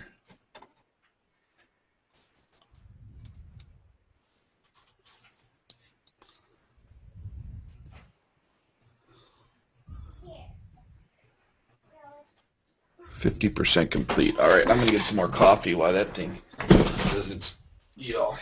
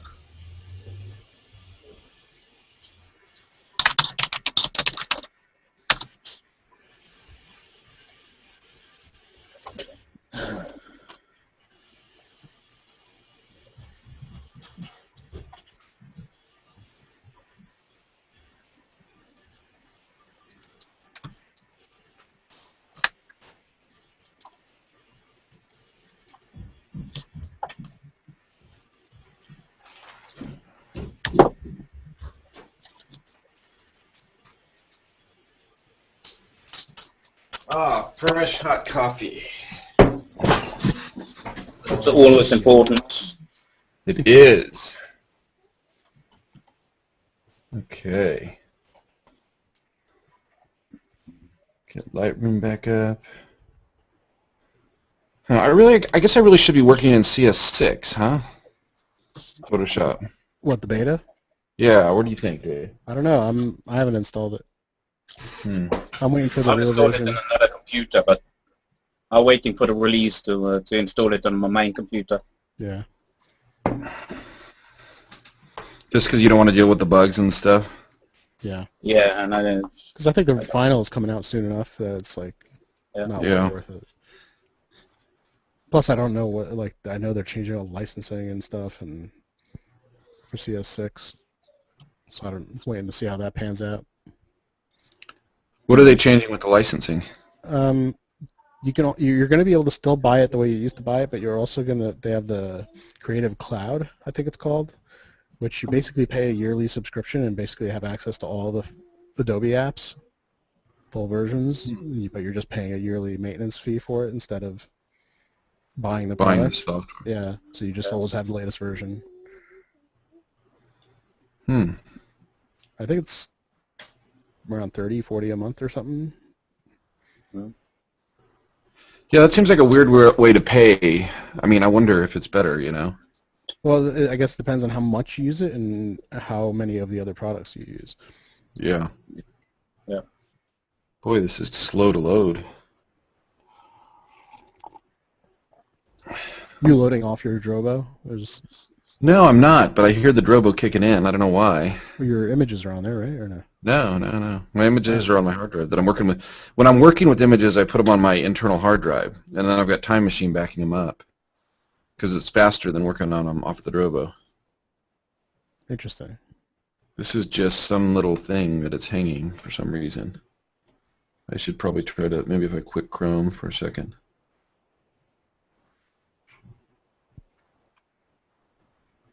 If you quit Chrome, we'll be gone, so... No, because I started the Hangout in Firefox. Oh. Yeah. I usually do the Hangouts in Firefox. I like to because... Because then you can mess with Chrome, and if Chrome crashes, you still have a Hangout running. Right. Yeah, well, it's just, no, I've found that if I do a Hangout in Chrome, Chrome becomes unusable. And I like to use Chrome. That's my favorite browser to use. So, like, if I want to, like, look at stuff on the web or, you know, go to a page or something, then I got to do it in Firefox. I wonder how it would work if you installed Chromium. It looks well at my place. I'm using Chrome just now, and I've been surfing around it. Yeah.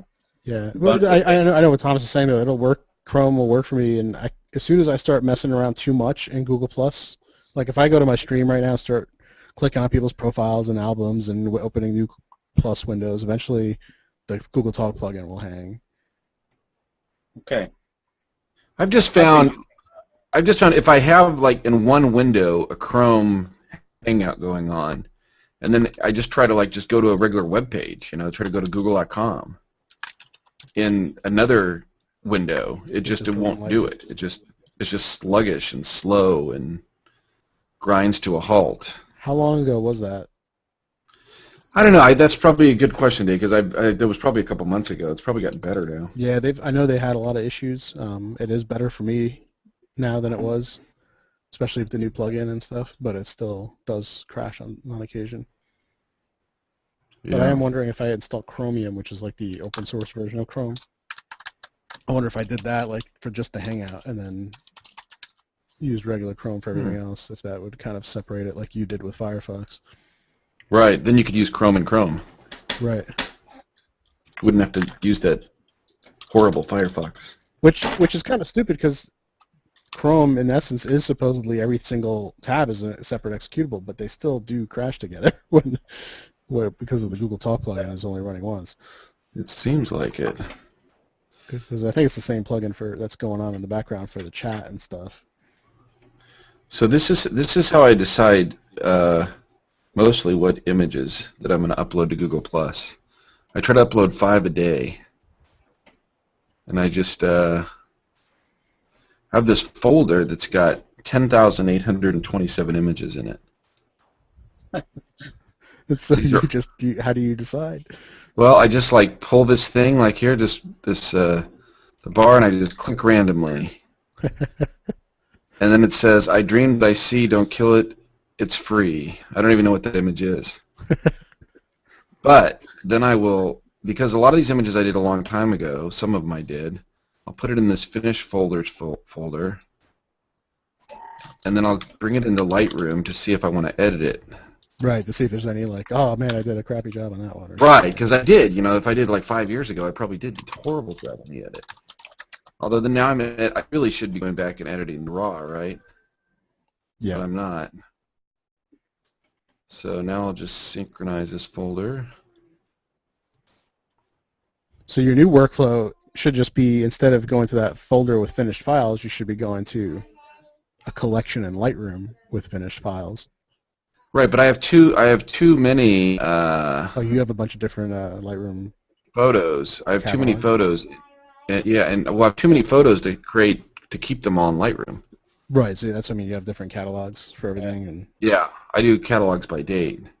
gotcha. So I guess this was the image. This is the image. I kind of like this image. So let's take a look at it. That's interesting. You picked two that were similar.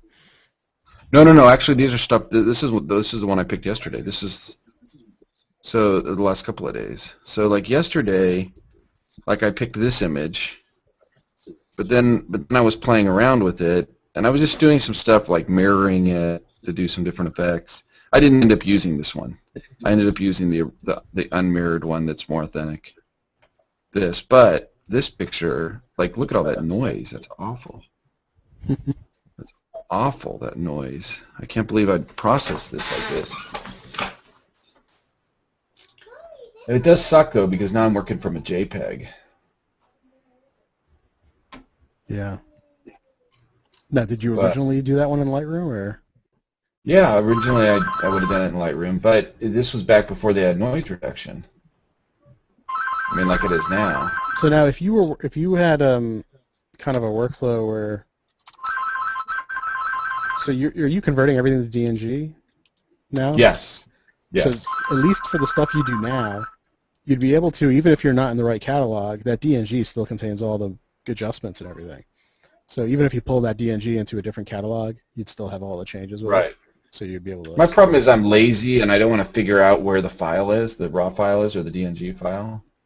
Right. I'm saying for future shots, you could actually put the DNGs instead of JPEGs in those folders. Well, yeah, you're right. Oh, that's I know. Yeah, I know what you're saying. So, but I mean, this took care of the noise. I mean, it is kind of an abstract shot as it is, of me standing there for a long exposure with the Golden Gate Bridge in the background. Ghost talk. Yeah. I guess I like that.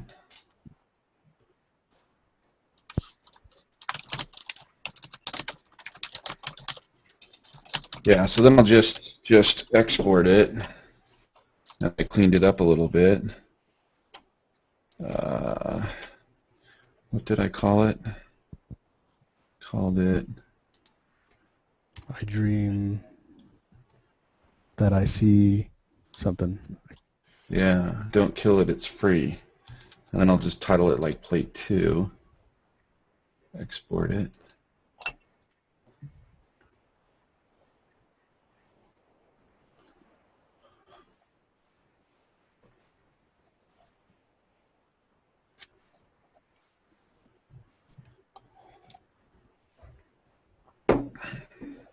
I love shooting the Golden Gate Bridge from Baker Beach. It's so nice over there. I'll go back here. Never been there. Kill the original since I don't need that anymore. I'll put this in Google Plus.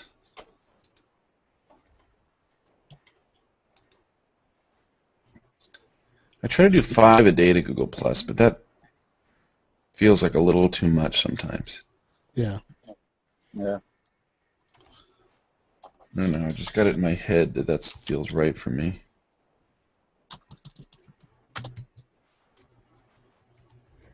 So then keep doing it. Yeah, I think so. Somehow I got signed out of Google. That happens every 30 days or so, I think. Actually, I had that a couple of times the last few days. Got Has it? signed out and had to log in again. Yeah. I don't know why, but Trey has a nice picture of the Golden Gate Bridge. Yeah, I saw that. It was nice. Pops up right at the top of my stream. mhm. Okay.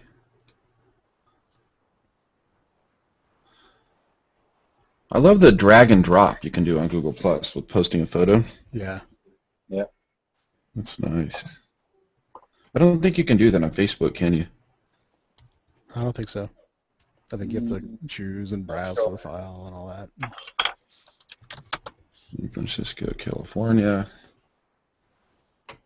Okay, share. Drag and drop. Let me see. There we go. And now it's up on Google Plus. Now I can tag myself. No.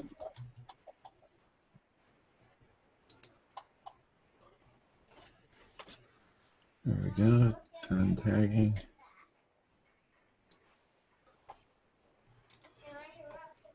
Then what I do is I take it and I put it in my Facebookery file. And that's stuff that goes to Facebook. And then I do the same thing at Facebook.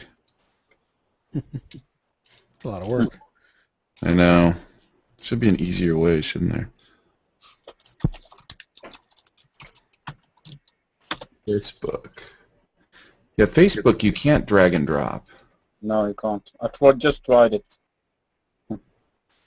So There's usually probably like there's probably a Facebook upload from Lightroom. yeah, there probably is. Because at least they have an API for that. I do it the hard way. So everything that goes to Facebook has gone to Google Plus already. So I'm going to put this one, this is life. Mhm. Then I have to go see what it is.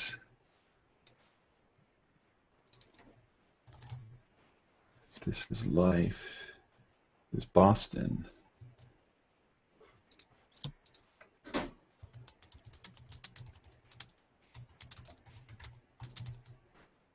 Post. The old Facebookery. I wonder if it's somebody's birthday today.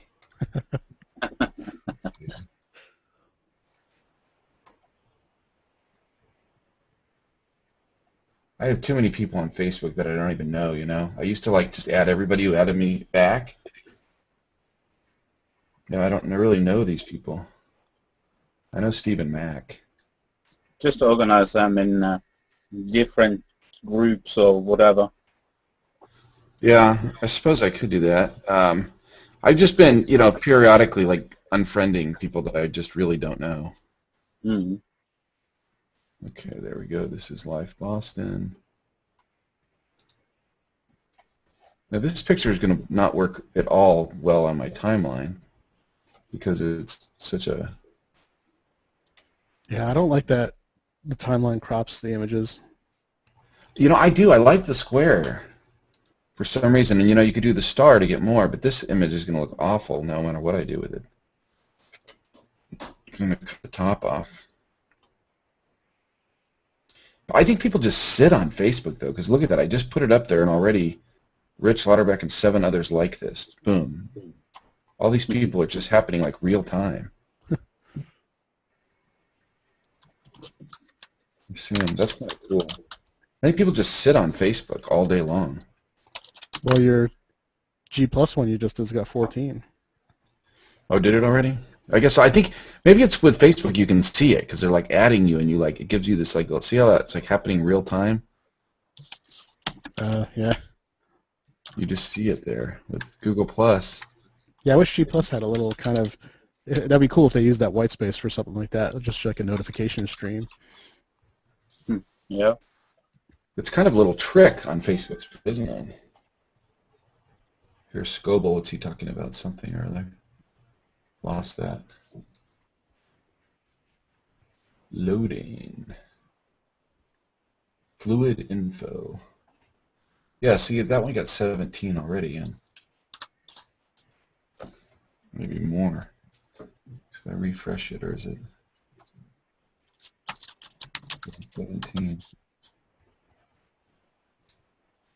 And you have 18 here on G+. Yeah, 18 on G+, and what do I got on here? 28 already on the one on Facebook. I'm lucky if I get more than 30 on an image. Total. Yeah, I've got a lot of subscribers on Facebook. I got 70,000.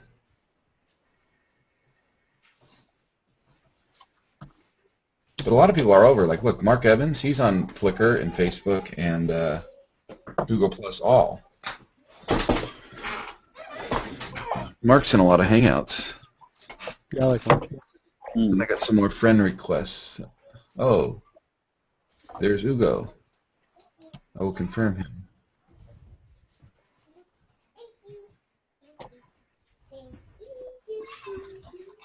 Okay. Hugo is always...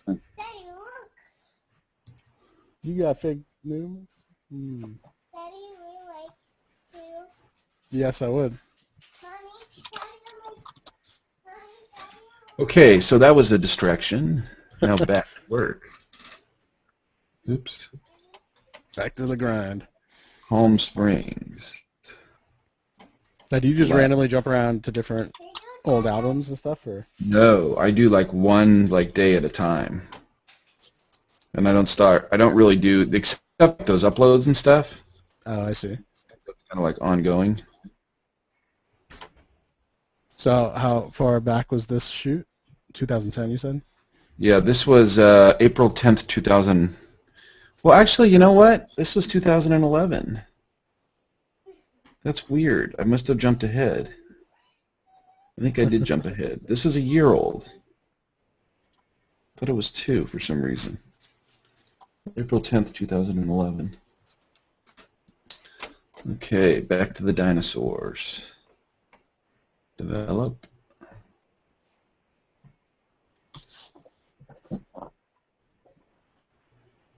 Alright, I gotta get running. Gotta spend some time with the kiddo here. Yeah, I This is should fun. probably get going too. Yep. Myself. Greg, good talking to you today and hanging out. And Dave, thanks for all the good tips. No problem. That was fun. I need to learn Photoshop better, obviously. All right, guys. Catch you later. Bye-bye.